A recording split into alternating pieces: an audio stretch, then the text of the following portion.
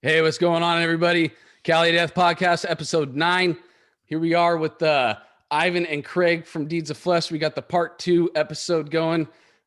Casey, Joseph, Joel, my resident homies, and I am Anthony. We are here to bring you some sick shit.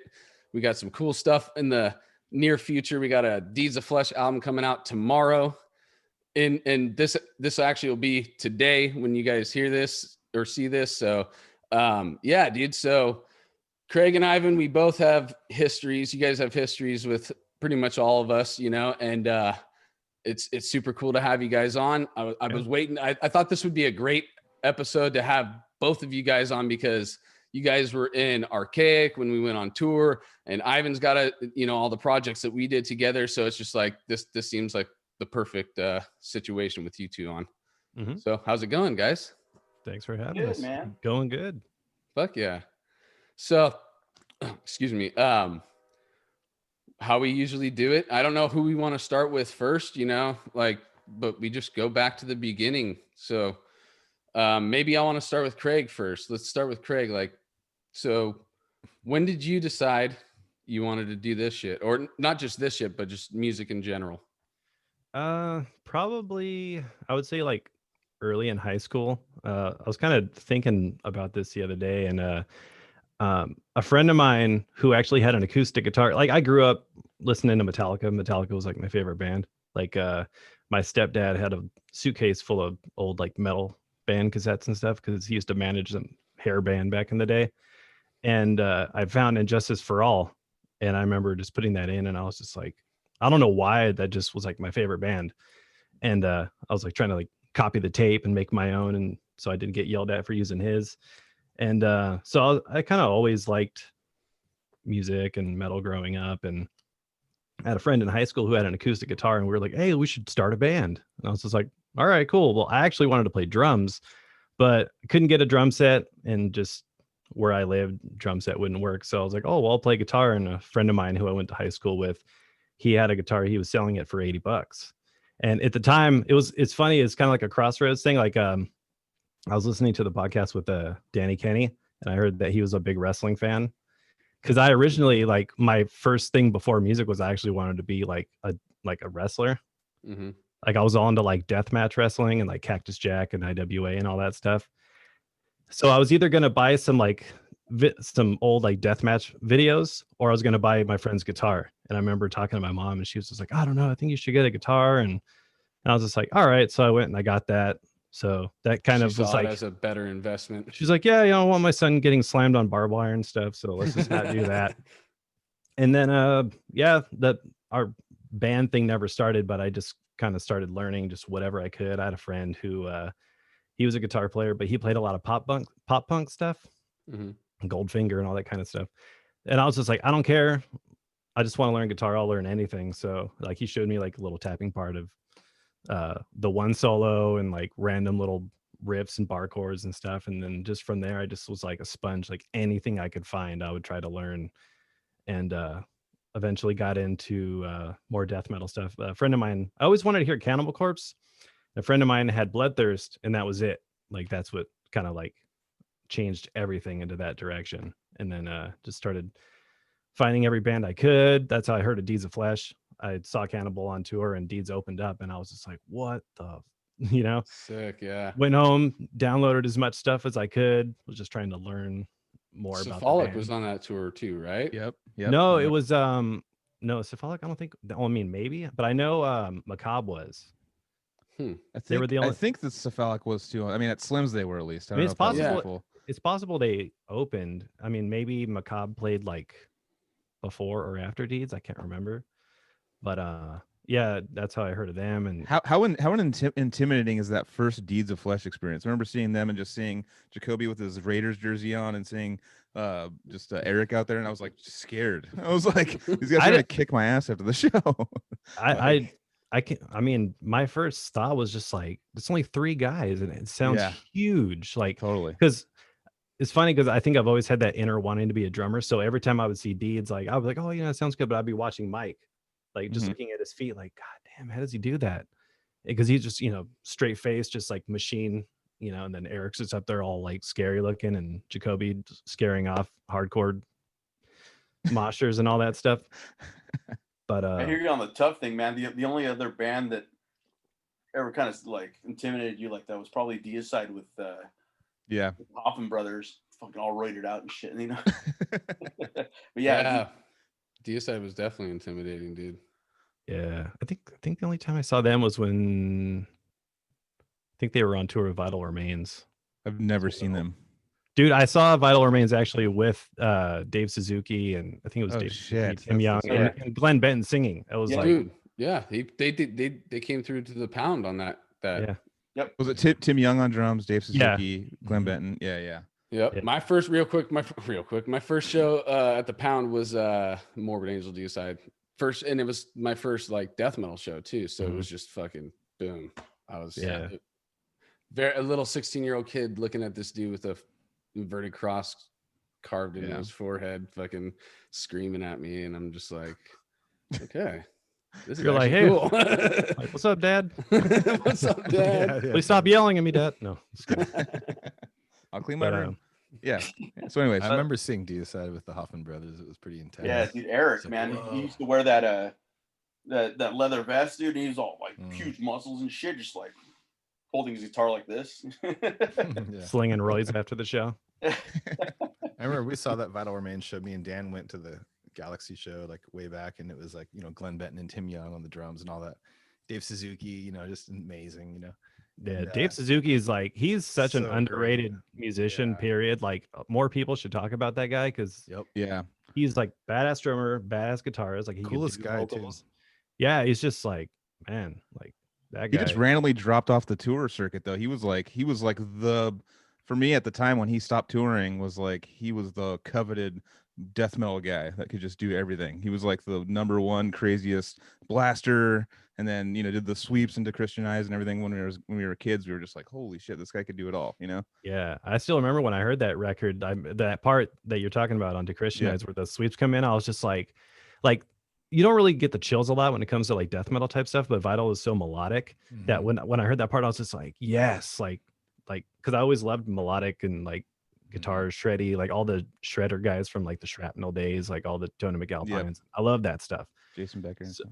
Yeah, exactly. All those guys. And like hearing that in death metal is like, as some people can probably hear, like from my style, like I'm always like very into melodic players. So that was kind of like a turning point too, where it's like whoa, like people are actually doing that kind of stuff too. It's not just it's like super brutal all the time kind of thing. So Craig, how many was there any projects before Archaic that were pretty serious for you, or was that like one of the more serious ones that you started doing? I mean, I feel like the first band that I was actually in, I don't think I've ever really talked about this much, but it was a band called Lower Existence. We were kind of like Pantera meets Cannibal Corpse. Those were like our two influences at the time.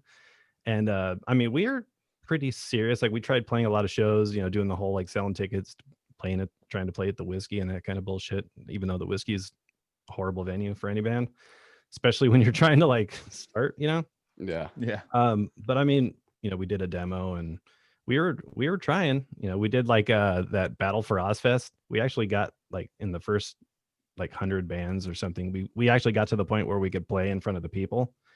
But our singer, like I think they wanted the personalities, like people who were going to be like, yeah, I fucking hate my mom, I'll kill her in her sleep.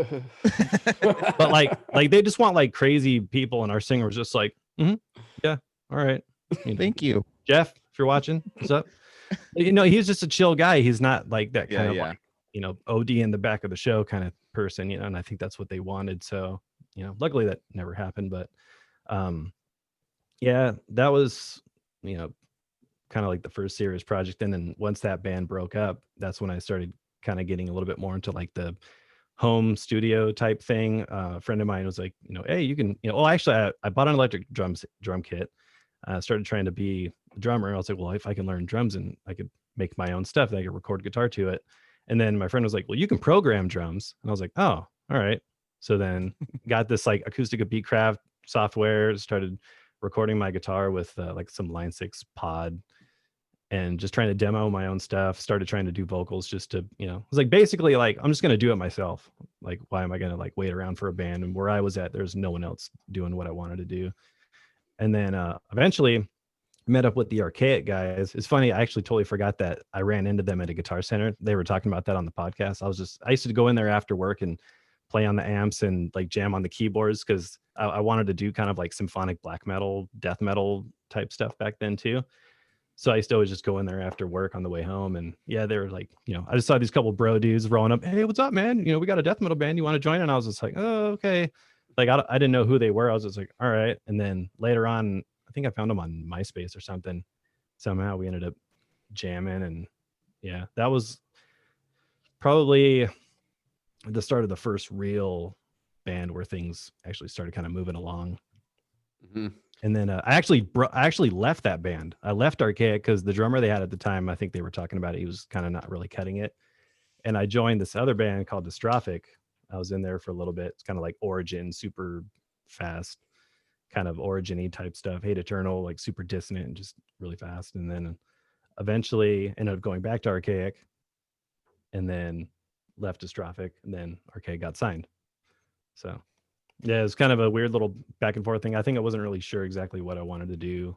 You know, it was like kind of one of those like what do I want to invest my time in? And yeah. I just wanted to hop in and say I looked up Dave Suzuki, and he played on this new Profanity CD that we were talking about recently. He's one of the guest shout out to Thomas. Yeah. That's cool. So he's still doing it. He's still doing the I think he has another band called Church Burner. Like, sounds about right. Kind of like black metal infused, like Black and Death type stuff. Yeah, but he's still playing. So what? So how long? So you left Archaic and then you went back?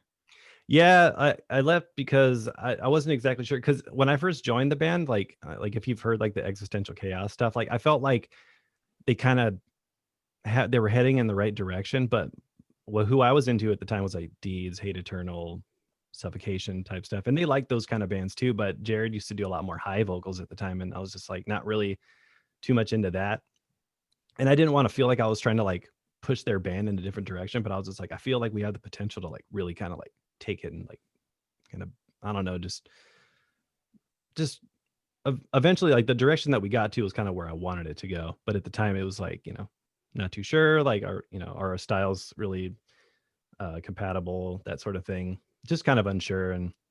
But I'm really glad that I stuck it out, you know, because I learned so much being in a band with those guys. Like Chance, you know, he should get a lot of credit because like, you know, I was like more into like guitar shredding and like still death metal stuff, but like I wasn't really a songwriter, and he was more of like the complete opposite. He was not a practice scales kind of guy. He was just like, I just want to, you know, write what's in my head, but he didn't really know what he was doing. So like I try to instill in him sort of like the theory and the aspects of like what he's doing so he can understand it. And then from, you know, me being around him, I sort of learned his process of like how he goes about song structure and like certain chords and little things that he did that I didn't do that I was like, oh, that's kind of cool. So we kind of all sort of grew together as players, and, you know, like their styles rubbed off on me and vice versa. And, you know, over time, we just all kind of like grew together as a band. So that's what kind of made the point when we actually got signed pretty special, because, you know, we busted our ass, you know, like doing demo after demo, and, you know, until things got right. And Unique Leader was always kind of the target. That was always like our focus. Like all the bands, you know, you guys, all the, you know, Decrepit Birth and Odious, like all that stuff were all stuff that we were jamming. Basically like what I call like the golden era of Unique Leader, you know, like when Spawn and Psychroptic and you guys Severed, like that was like, to me, that's Unique Leader, you know.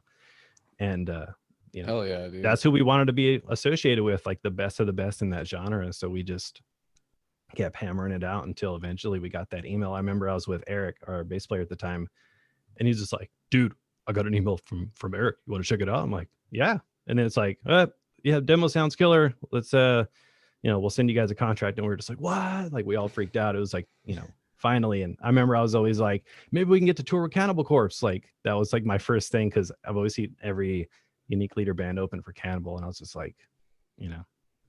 Well, it fucking happened for you guys. Yeah, that was, that's another thing that yeah, came to fruition. Yeah, it's just basically like, you know, the way I've always seen things is like, if you have any goal or, you know, don't ever think it's impossible because, you know. Yeah, that's a double whammy goal right there. You're like, we want to get signed to Unique Leader and tour with Cannibal Corpse. And you banged out both, you know? So that's cool. So how long after that album was out before Ivan's in the fold? I think it was the tour we did with Brain Drill, because I remember I think at that point our bass player was kind of on his way out. I don't remember. Did Eric do that tour, the Brain Drill tour, or was that? He did. He did the first few shows, and like he left a few days, like some family stuff. I think he had to leave and then come back. Leg. And so he had to fly home and go to the hospital, basically. Yeah, he was kind of, you know, it was kind of rough for him. You know, the touring life is pretty difficult sometimes, especially if you have, you know, no idea, you know. I mean, we did that tour in a minivan like that, like no heat, no air conditioning, breaking down, going from, like, in that windy road from, like, what was it, like, I think we were in like Boise going up to like Seattle, just like these hills of trees in the middle of nowhere. Just hope we make it, you know?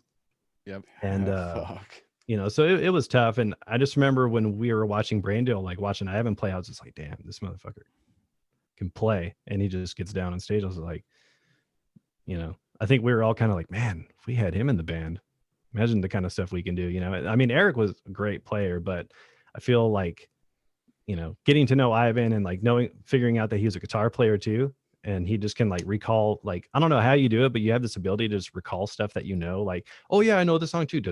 Like you could just like basically pull riffs out of your hat at any time. And yeah, and just like getting to know him and just like seeing how he was, like always down to just whenever someone needed help or just to make sure we did what we needed to do. So it's just like awesome player, super cool guy. Like, you know, somehow I think we were just like talking like, hey, would you want to play in the band? It's like, yeah, fuck it, I'm down. Sounds like a Ivan response. Yeah. Fuck it, I'm down. So like 5 weeks in a row and do all kinds of crazy shit and be on this really, actually, to be honest, really bad tour. So get to know each other and just go through, you know, a bunch of tough situations, basically. Yeah, that's kind of how people burn connections into each other, because they've, you know, endured the same hardships at the same time, you know. We've slept at the same Walmarts in the middle of middle of America, watching people have tailgate parties at Walmart. Was that Bloodletting? Yeah, it was the Bloodletting tour with Flesh Consumed. Yeah, Flesh Consumed, Halo Gunfire, and Brain Drill. Yeah, that's how we met. Like all the Flesh Consumed guys. Those all super. Like, it was so much fun, even though we weren't really making a lot of money, and some of the shows were maybe not the best, but it was just like fun. It was just like going on like a road vacation with your friends and just kind of, you know, hey, we're on tour, like this is what you wanted, you know. So it's like super cool. Was that the first full tour for Archaic? Like, that was the first time any of us have ever toured. So it was just kind of like, those are always the best. That's like you're just like super excited. Oh, here's Oklahoma with my friends. I'll sleep on that anthill right there. I don't give a shit. We're on tour. It's like, oh man, yeah, we slept in parks and we were like straight homeless on the road.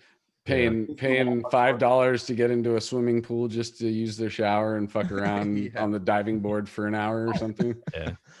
That's the shit we'll never forget, though. You know, that first tour, those little things like that, they were, you know, they didn't cost any money really, and we were broke as fuck. And we were like, you know, like same thing with the van. There's van issues or something. You don't know, you're going over a hill, van goes to like 10 miles an hour. You're like, well, this could be it. You know, but somehow you make it, and all those kind of like beginner stories, you know. Like, that's how you do it. That's how you cut your teeth, man. Like you just like, it's not always going to be, it's just like anything. Like you're going to start off, things are not going to be that great. Things are probably going to suck. Things are probably going to go not how you want, but that's how you learn. So did you guys start off that tour like in LA or something, like a big market first? Where did we start? Was it in Northern California? Or no, we ended in Northern California. I remember you guys ended in Santa Cruz. I remember that. I was at that show. Oh yeah.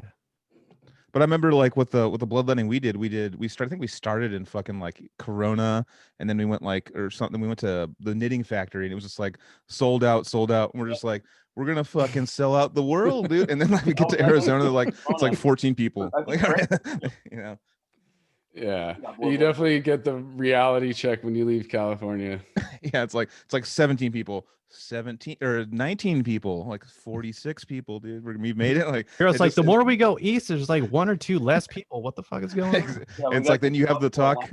Ground zero. There was like literally like 2 or 3 people. Yep. Like, middle of the week, Tuesday. Yeah, it's just all the bands, like all the other bands on the tour package moshing you guys. Like, yeah, man. And then you have to have that talk like, hey, they're gonna cut your guarantees. Hey, there's not enough people coming. Like it's like those are the first tour memories of mine. They scrounged up half a pizza and like 4 sodas. Have fun. Have fun driving 14 hours to your next show. You can pee in your gas tank. It's all good. It works. Yeah. No, dude, that's the radiator, bro. Let's get the Ivan's full backstory going. What's that? How'd you get interested in music and death? Oh metal and all that yeah. I shit? was gonna say that's actually we should go back to Ivan before we go too far into Craig. Just were you how old were you when you started playing, bro? It's funny hearing Craig's story because mine was a little bit the same. I grew up fucking listening to MTV, like watching MTV, like all the grunge bands in the early '90s, like SDP and Pearl Jam and stuff. But when I really started like getting like wanting to play guitar was I heard Metallica on Beavis and Butthead. I heard the one video, and then you get to the end, like they cut out this whole like beginning section. You get to the end part, right? I was like, holy shit, what the fuck is that? I remember my dad coming into the room and he saw what I was watching. He's like, what the fuck is that shit? And he hit the button and he turned it off. And I was like, oh fuck. He left the room and I fucking turned it right back on. Your old dad like, just lit the fire, dude. Yeah, and I was like, well, there's this is fucking cool. Like my dad obviously hates it, so yeah, dude. So it was the same thing, Metallica and Justice for All, and I was like probably like 12 or 13 years old when I first picked up a guitar. Like my uncle had a electric acoustic that he used to hide under his bed, and like he played like Mexican music or whatever, but I just tried to mess with it, and he like showed me a couple little things, and then I started buying Guitar World magazines, and eventually learned how to read tabs. So I started learning like Metallica songs and all that shit. How old are you? Like 13. Once I like actually started playing guitar, and I remember putting out like I eventually I started like buying these magazines that were up on the rack at like Safeway or whatever. Like at first it was Guitar World, but they used to have like a bunch of stuff back then. It was like Metal Maniacs and Hit Parader. Dude. Yeah. And so at the very back of the magazine, there would always be like ads for like people looking for musicians to jam with, and there was just people all over the country or whatever. But I remember like I took a piece of paper and I wrote this ad and sent it off, and eventually it made it into Metal Maniacs, and I was like looking for people to jam with. And I put like Metallica and like Alice in Chains or whatever I was listening to back then. It's like my influences or whatever. So some guy randomly calls me up. It was like a couple miles down the street in San Jose. His name was Stefan. I still talk to him every once in a while. He was looking for somebody to jam with. So we ended up starting a Metallica cover band, and he knew some guy who was a vocalist or whatever, and he came in and he had all these like death metal albums. Like he brought in like Entombed, Left Hand Path, and Cryptopsy's Whisper Supremacy. This was like 1999, 1998, somewhere around then. And he showed us this shit. I was like, whoa, this is weird. Like I don't know if I liked it at first, I was all like into like Metallica and like the like crazy death metal shit, which like real extreme. But then like at least the Cryptopsy stuff had like some really crazy solos. So I was all into that. And so that's how I got into like heavier shit. But that was my first band. It was this band called Fetus. It's called Fetus by the Pound. Yep. Yeah, we were Fetus this by the Pound. like San Jose. We started as a San Jose like Metallica cover band. Just started like trying to write like stuff that this guy was showing us, like all this death metal stuff. That we like played a few local shows, and I think our third show we opened for Cannibal and Nile on Nile's Black Seeds of Vengeance tour. really it was all like all this like new metal scene. There was no death metal band, so we're like one of the only bands that kind of were like death metal. I wouldn't really call us death metal. We had a lot of weird material or whatever. Who would you compare it to? It was like us trying to mimic everything that we were listening to. So it was like a couple songs sounded like Cannibal Corpse, and a couple songs sounded like Emperor. It's just like whatever we, Nice. whatever we could get our ears on, basically. Mm-hmm. Yeah. And then after that, I ended up moving out of town. Like I moved out here to where I live now, is Central Valley. So there wasn't a lot of people playing metal out here. But there was one band who like their name was fuck, I forgot what they Disharmony.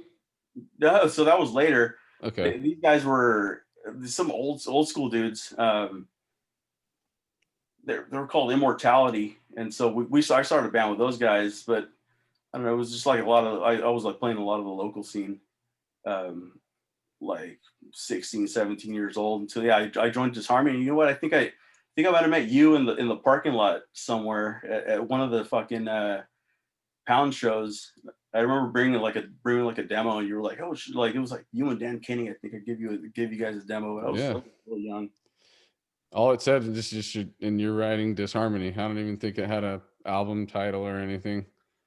Yeah, they started like as like a black metal band, and we it was like symphonic brutal death. There was like a chick singer who just their shtick was like they had this chick singer. She used to fucking pull out her tits on stage.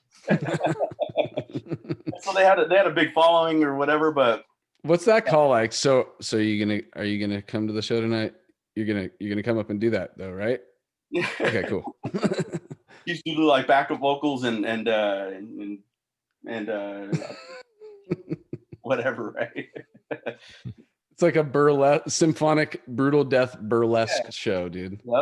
Yep.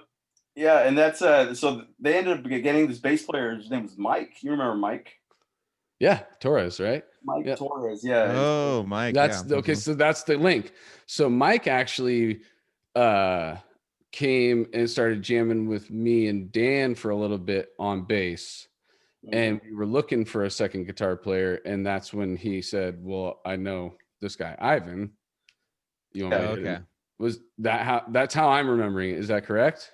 Yeah, and I remember he was in both bands at the same time or jamming with you guys. And he used to always say, "Oh, I'm jamming with this band called Carnivorous," and we were just like, "Oh, you're sitting under the band? What an asshole!" Like, fuck. But eventually, like he showed me the material. I was like, "Dude, this is fucking dope." Because I remember hearing Severed, like maybe like right around that time. That was when I first heard Force of Bleed. And I was like, "Dude, this is fucking dope." He's like, "Yeah, dude, it's the drummer from Severed Savior." I was like, "Oh shit, this is fucking cool." He's like, "They're looking for a second guitar player. You want to try out? I'll ask Anthony if I can get you a tryout or whatever." And I was like, "Yeah, dude, fucking I want to go fucking try to jam with these guys. It's like it's better than what we're doing now, you know." It was kind of another one of those local dead end roads. Kind of hit when I was. I liked that Disharmony shit though, dude. I remember that album. Actually, I listened to it frequently. And then you came with Mike one jam session, right? And yeah, so I was like, "Hey, dude, can you get me like a CD to listen to or like something to jam on?" Like it's kind of flaky or whatever. But yeah, he was like, "Hey, dude, I got these tabs. Check it out." And it was on the way to go jam with you guys. So I was like, it was like 3 songs, like the 3-song demo that you get that they got recorded or whatever. And I was just like, "Oh, well, fuck, like I got to learn this in like 2 hours on the way there to San Francisco." We were out in like Stockton. So Ivan got so good at learning stuff so quickly. I was gonna say he probably learned like 2.5 songs on the way there. Jammed all 3, right? 3, shit. Yeah, 3. I think I might have jammed all 3 of those songs like at that practice. Just from like going through the tabs and trying to memorize like the riff just without even a guitar in my hand and shit. Enough to impress us to have you come back again and again, and then actually fucking have you join. And fuck, dude. So now I'm thinking like, what were the double duty shows the first shows that you had done with Carnivore or Aptos? Aptos, yeah. Yeah. That was with Dan still on guitar, right? Yep. Yeah, I think that was Yeah, the only yeah. song we played with Dan Kenny. Only live show with Dan Kenny. Yep. And that was that the Odious CD release? No, it wasn't. That was one of those shows. That was the Odious CD release show. Oh yeah, okay. So it Yeah. was the Devouring CD release. Yeah. Yeah, Okay. Devouring. Yep. And Burnt at the Stake. I think that was Dylan's band before he Brain Drill. Mhm. Yep, Pre-Brain definitely Drill. was. We just pulled up that flyer last podcast. Yep. And yeah, it was. They were on the way out. He had his own like idea for what he wanted to do. It was kind of like a melodic metal band. Burn at the Stake was like a kind of a At the Gates, kind of like Dylan's take on At the Gates, kind of. And then he just showed us his ridiculous riffs, and we're like, dude, you gotta stop that band and do your own band, dude. Like, I've never seen you. I mean, I didn't understand what he was doing because I was like, he has such his own weird take on guitar with no like, theory or anything. He's just like, this is what I think sounds good, and I can move my hands really fast. And I was like, That's how he got so jacked. He just like yeah, he's just fucking he's just sitting there. That's how he works out. Like it's like 30. This is cardio. Just like I remember watching them on tour, and just like when he would like trim pick, his forearm would just be like. I always be like, dude, you're on steroids. He's like, no, dude. I swear to God, I'm like, bullshit. Shut the fuck He's up. like, no, it's HGH, bro. Get it right. Check it out, dude. Check it out, dude. I got this calorie burner fucking digital readout on my guitar, dude. I've already burned like 340 calories, dude. It's like 4,000 more notes to go. It's like I picked like 20 miles today, dude. Yeah, it's like the little like the heart app on your iPhone tells you how fast you pick. Exactly. But didn't Dan say, Ivan, that you guys, or I mean Joel, that you guys played like a carnivorous show at the, like there was like 2 that he played, right? There's only one, or for Dan, right? Or Oh no, I am Thunderdome. Casey's At the correct. Thunderdome, Casey's there was the correct. second Casey's one. correct, dude. Yeah. The Thunderdome was the Thunderdome, first show, fuck yeah. dude. You played that one too, Ivan? Yeah, dude, the Thunderdome. Yep. Yeah. Oh, okay, fuck yeah. That was Ivan. Yep. Wine. That's like my only memory. But yeah, it was. It's not my only memory, but it was Like one of 3. Yeah, played that. To be honest, like how many people do you think were in that living room that day? 40? 50? 40? Just yeah, I with would a say, living like- capacity of like 10. It's just like Packed, fucking bro. yeah. I remember Sleep Terror playing last, and they were like, whoever was there was all about that shit. Oh, dude, Yeah. that was killer. That was their dude. first show. I think that might have been their first performance. Yeah, And it was with Dave from Cattle on drums. yeah. Yeah. I remember watching talked it. about I was that. like, what the fuck? Dude, Sleep Yeah. Terror was pretty So popular for sick. a little while back in like I remember like the MySpace days. Like Mhm. I remember MySpace seeing that days, everywhere, yeah. and it was just like some dude with a drum machine just playing all this crazy stuff. Yeah, it was either Anthony or Dan Kenny or Murray or something was like, they sent me a link to mp3.com, I'm pretty sure. Yeah. And it was Sleep Terror. And I didn't have a face of the guy. I didn't know anything about it. Just a guy in a drum machine. It was like his early demos. We learned about it through the Severed guys, because if I tell this story wrong, I'm sorry, but I believe he might have flew out and tried out, and it didn't work out. And then I think he even did a solo on Brutality is Law too. That's right. Yeah. And On the song Brutality is a Law too, I think, right? I'm pretty not, sure it's that song. On One by One. Oh, is it One by One? It is One by One, the first song. Gotcha. Oh, okay. And I don't know. Maybe Michael watched this and he'll shoot us to yeah, but they just showed us Luke had like an early 8-track album of like early versions of stuff that ended up being re-recorded and reworked and stuff like that. And we would geek out on that. And then he hooked up with Dave, and Dave was able to do it, make it humanly, or show that it's humanly possible, and came out. So that was really the first Sleep Terror live gig. Wow. I'm pretty sure that's what Well, Luke was saying. He was there with his parents. Yeah, Parents his were dad standing was there. I think Yeah. his dad was with him. Yeah, they like And drove him crazy. out there. Yeah. We were just like, Dave, like we hit it off with him like right away, and he's a great friend to this day, and like he was like, it's just like this dude, we're like, dude, shredding on the drums, we don't know you, and just Yeah, I'd making it never so heard of fun. him or anything. I couldn't So cool. believe Like, watching where'd him play. this I guy was- coming to I our house. know. They like drove from wherever, but so Decrepit played that night. I can't remember who. Yeah, I think it was Decrepit Odious Carnivorous. Oh, we Sleep all Terror or played. something. Okay, because Something I know like there was that. other shows that got Nice. shut down, so I'm trying to remember. Mhm. Yeah.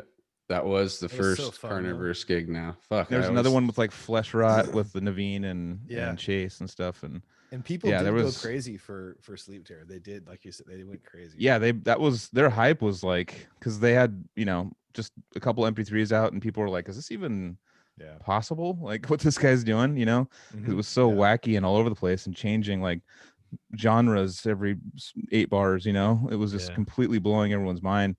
But yeah, to see it and to watch him actually pull it off with Dave, the live drummer, I was like, "Fuck." Yeah, kind of put us in our we place. played a little bit. with them at Brick by Brick too, like once or twice, at least once. Oh, that's right. Sleep Terror was like a great gateway band for tech death for me, because like I wasn't quite into the vocals yet in high school, but like I was just all about the like those early demos, like you said. And I also looked it up. It's actually Luke soloed on the on Buried Again track 2. Oh yeah.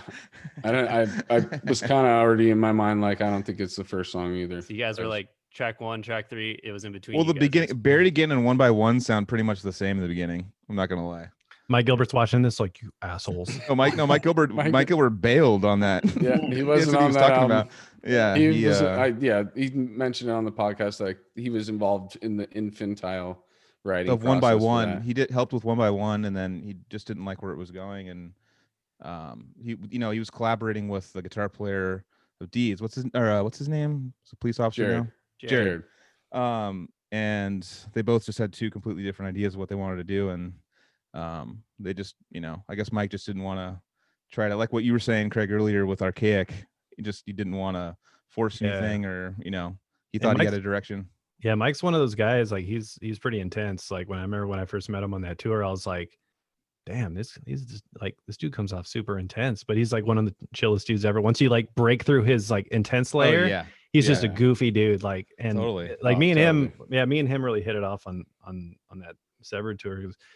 Like Serval Insurrection, dude, we still bump that all the time. It's such a good album. Like, and Mike just like if you want to hear like what's going on in that dude's head, just listen to that record and you'll just be like blown away at what the stuff it's so fucking on there. Perfectionist and solid. He's like watching him. I remember watched one of the first jams they Severed had when they flew out that dude from Artificial Brain.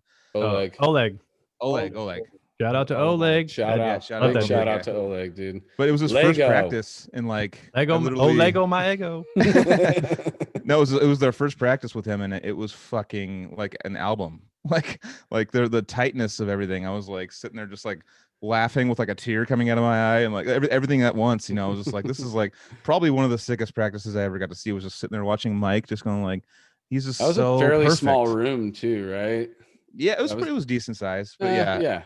Just watching Mike up close has always been such a pleasure. That guy's fucking. Yeah, that was an interesting process getting ready for that tour and getting ready for live performance with Severed. Just because like there would be times where Troy was still he was in Vegas, so he would come out like maybe like once a month, maybe twice a month maximum, and the rest of the time it would be me and Mike going to that studio and just playing to the drum tracks from the album. We just had the isolated drum tracks and we play them through the PA, and him and I would just fucking go for like 2 sets, 3 sets in a row.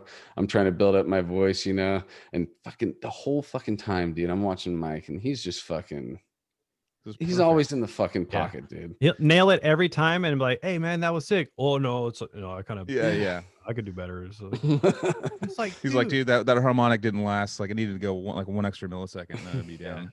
It was 2 shades of a certain tone. Right. Like Mike wasn't in the band for a little while. Like was it before I don't know the history, but before it was Jared and Sean Lumbre.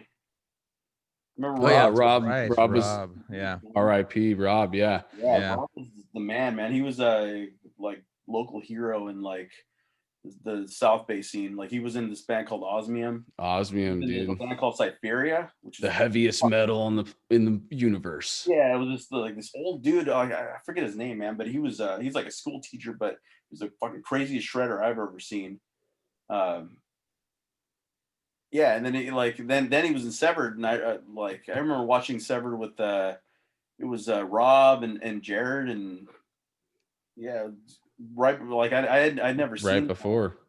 I had never seen them with Mike until probably a little bit later. But yeah, dude, that was fucking crazy. Like couple shows that I saw Sever Saber. Well, it was like the Cactus Club in San Jose. I don't know if you guys remember that. Cactus Club, yeah, I definitely remember that. So now you learn the demo song. We're back to Carnivorous. Learn the demo songs. You're back in. I know we went off into the weeds a little bit. So yeah, we're like, you're in, dude. And it didn't really work out with Mike. So we had to get a bass player. And shout out, Danny Bohegan. We bring in Danny, who previously had tried out for guitar and it didn't really work out at that time. But that shout out to Big Bob too, his dad. He brought him to that tryout and remember buying me beer. Nice. Big Allegedly. Bob No, I mean that never happened. But so yeah, he it didn't work out on guitar, but he went home and he fucking he just grinded back into it and fucking doubled down and actually decided he was going to learn bass. And when he found out we needed a fucking bass player, and he came back and he's like, now I can be in the band. And we're like, yeah, you actually can fucking be in the band now, dude.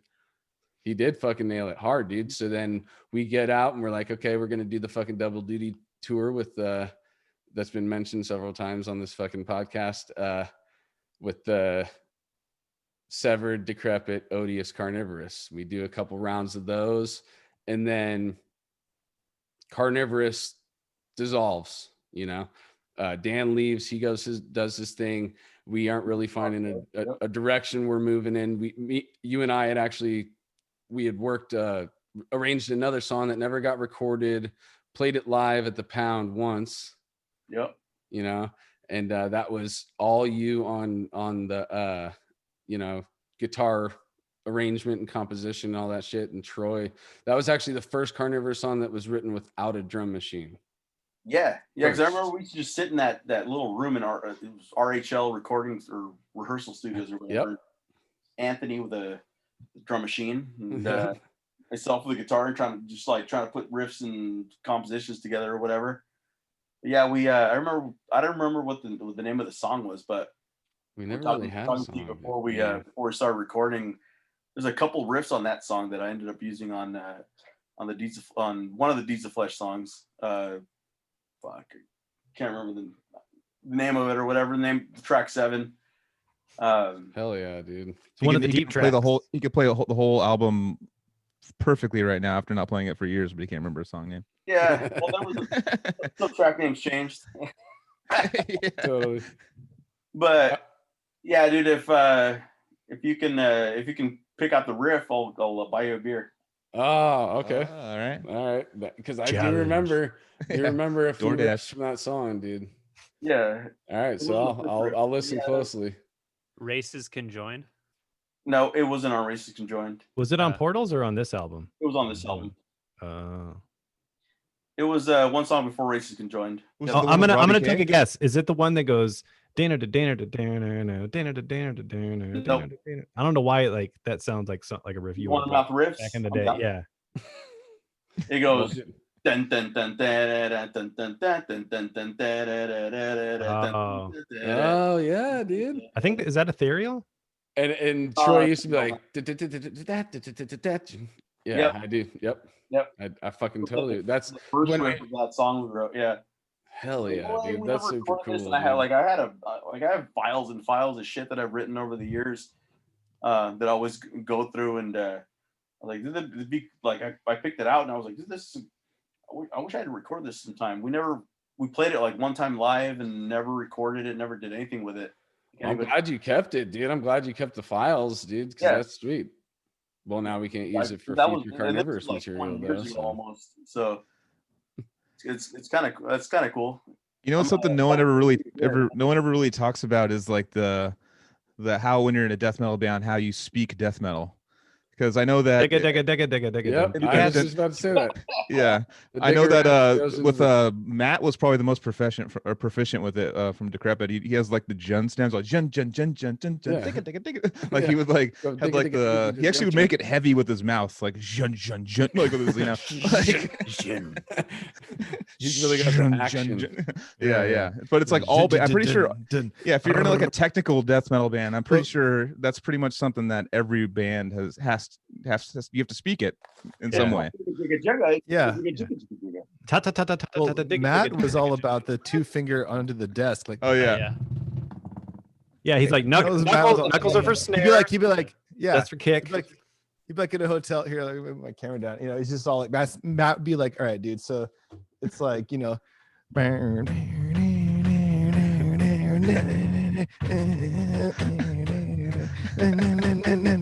like that kind of shit. Yeah. Like all day, he could shred the finger. Like He hits he's like, super if I could hard. be a too. drummer, just put a he piece would of wood say in that between your too. 2 fingers.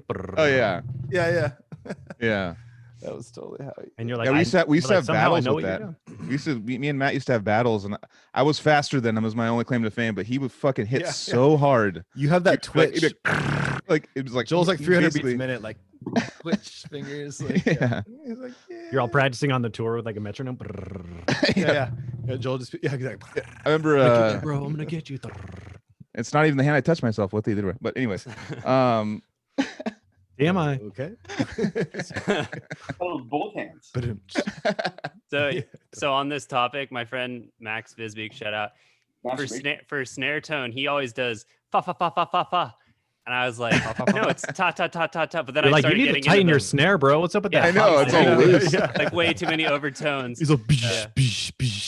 I think you Fa, broke fa, the, fa, fa, fa. it broke the bottom snare. side of your snare head or something. But like once I heard that, it like added a new like you know. Yeah. You need to timbre I swap could- out I that could- sample. Yeah. It's a new So it's like sample. kind of like that, yeah. Yeah, there's the ta, the ka, the fa. Those are like the 3 snare. You got the And there's cause. and then the double bass is always the. It could also be a pa, like a pakadika. Oh yeah. I was gonna say, did anybody do their speed picking sound? Brrr.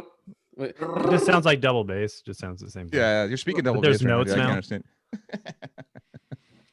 Cheers, dude. Yeah.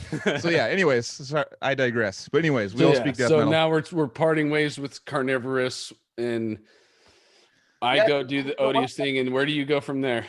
After Carnivorous, I didn't do shit for a little bit. Odious, right? No, you know what? I right after Carnivorous, I was like, well, fuck, what am I gonna do now? Like, it was over. Like that was like I was so stoked to be in Carnivorous and do like the shows that we played and shit. And after I was like, dude, I was kind of like, well, I don't know, I'm not sure where to go, but I ended up starting like I was like, I'll do my own shit. Like I was really into like getting into a lot of gore grind like right around then. It was like early 2000s, and I had my friend Matt Machado, which I love that guy. He's like I still talk to him all the time, but he was the guy that really got me into like old gore grind shit. And he was like, oh well, let's start this grind album. I was like, well, I don't know much about that shit, but I'll try or whatever. So we ended up starting this project called Vomit Trough. Vomit And Trough. yeah, we put out like a 4-song EP or whatever, but it was just like me, like that was my intro to like the shit that he was into, that he got me into like this band, like Squash Valves, man. He was like got super into that shit and trying to write like punk riffs or whatever, and it was like a fun little thing, but nothing that was too serious. And I got into this other band called Insanity. And so the Yeah. funny, like the funny Shout thing out to about Bud. that, when I was in Carnivorous with Anthony, there was another band that used to practice the same spot where we used to practice, called Poverty. Yep. And so the thing about Poverty is they had this drummer. His name is Bud Mills. Again, rest in peace, man. Yep. He was his claim to fame was that he invented the fucking blast beat, right? And so his thing was like, hey man, I fucking, like, it was like back in '85 when we used to jam with Death and Possessed back in the like Ruthie's Inn days in Berkeley or whatever. It's like I saw everybody playing this beat. They were playing fucking taka. He was like, I'm just gonna speed it up and go. So he claimed to be the guy who invented the blast beat. Yeah, there's a few people that I think claim that. That's a debate. I mean, it's a big. It's like debate. it's like who invented guitar tapping. It's like I mean, yeah. Who knows? What that Repulsion album, what is it called? Horrified? It was also 85, right? I think it was, 85. But when it was released, it was released in 89, but it was recorded in 86 or something like that. So if Bud was doing it in 85. Well, I mean, also my personal, if I had to pick someone that the first time I heard like the legit blast beat, I was only 1 year old, but actually I'm wrong. Horrified was 89. Yeah, what's it called? Yeah, they claim when you like watch them talk about it, they're like, we recorded that shit 3 years before it. I think 85 Milk came out from SOD. Well, 85 also Insanity's first demo came out. Okay. They have a claim there. I'm not trying to take it from Insanity. I'm not trying to give it. I'm just saying this is what this conversation. Yeah, there's a they just and it's a bunch of 30-year-old dudes like, yeah, dude, when we were 1 or 2. And Paul Sandoval says he does it too. He claimed it too. Of course, if you could just take a time machine and take like a Mesa Boogie, half stack down to like, the 1930s and just jam with like, Gene Krupa, one of those guys. Django Reinhardt just shredding on it. Django, yeah. But I mean, like those drummers, like, blasting, of course, Buddy Rich and all this, of course, Tony Williams and those old jazz drummers. But imagine just bringing a Mesa like fucking half stack down there, just be like, all right, buddy, and just like show up in like it's like Wayne's, or I mean a Bill and Ted's. You just show up in the fucking Buddy Rich would be all down. He's like, and you just he's all like blasting. You just Buddy Rich would be doing gravity blasts. He'd be those like, motherfuckers would blast. They did blast beats like literally to the T that they are today, like it's like with the kick and everything. I mean, they would really, but it's just with not heavy riffs, so it's different. Yeah. I always heard Napalm Death was kind of the first, but I mean, that's what it's on it. Like everyone says they did Pete it. Sandoval's like, So, but wait, let's get back to Insanity though. So you joined this Insanity project. They reformed, right? They came back. It was Dave Gorsuch. He was the original guitar player and vocalist. And so like he had a lot of weird like tragedies, man. He his original guitar player and vocalist died back in 86. Right. And then Bud, I don't remember what year he died. It was late 2000s. Mm-hmm. Right. And so yeah, he reformed the band, and I joined. Like I kept saying, this is back in the MySpace days, I kept saying that he was looking for a guitar player. Did he still have the quarters glued to his drum heads to make the click sound with his kick hammer? He did back when I saw him in they played Murder Fest. I think he even was like, dude, they play with triggers, dude. Check it out, dude. I put these fucking metal plates. I get the click the same way, dude. That's like, didn't Lars Ulrich used to play with like a metal beater for like the Injustice album to get that kind of clicky sort of sound? I don't know. I think I remember hearing something about that. Yeah, he had some kind of like heavy duty beater or something to make it like. So wait, they make those like patches that you can stick to your bass drum that are like made of metal. Yeah. And so back in the day they would have those like production versions of that, which is duct tape and a fucking quarter and like coins and that kind of stuff. Yeah. Which like I think Vinnie Paul did that or whatever, right? Like Pantera. Yeah, maybe. I know he was using triggers. I always known him. He was like doing D drum triggers for a long time. Vinnie Paul for sure. Later, I didn't even know that. Yeah. But like I think originally though, I think he was the one that kind of had that like metal kick thing going on, like literally metal kick. That's cool. I'm not totally sure, but yeah, I feel like those guys though, like they have such insane sound guys that like you can just take a normal kick and EQ it to sound like that. Like it's like you just spike up the highs super gnarly and scoop it and pull up the bottom and like pull out the mids and stuff. And like Metallica Live, I mean, they have like sound guys that can make those kicks sound however they want. Yeah, Sid Anger. A good sound guy goes a long way. Yeah, and they have compression and like so much money to put into that. So So did you record with Insanity or did you just play live with them?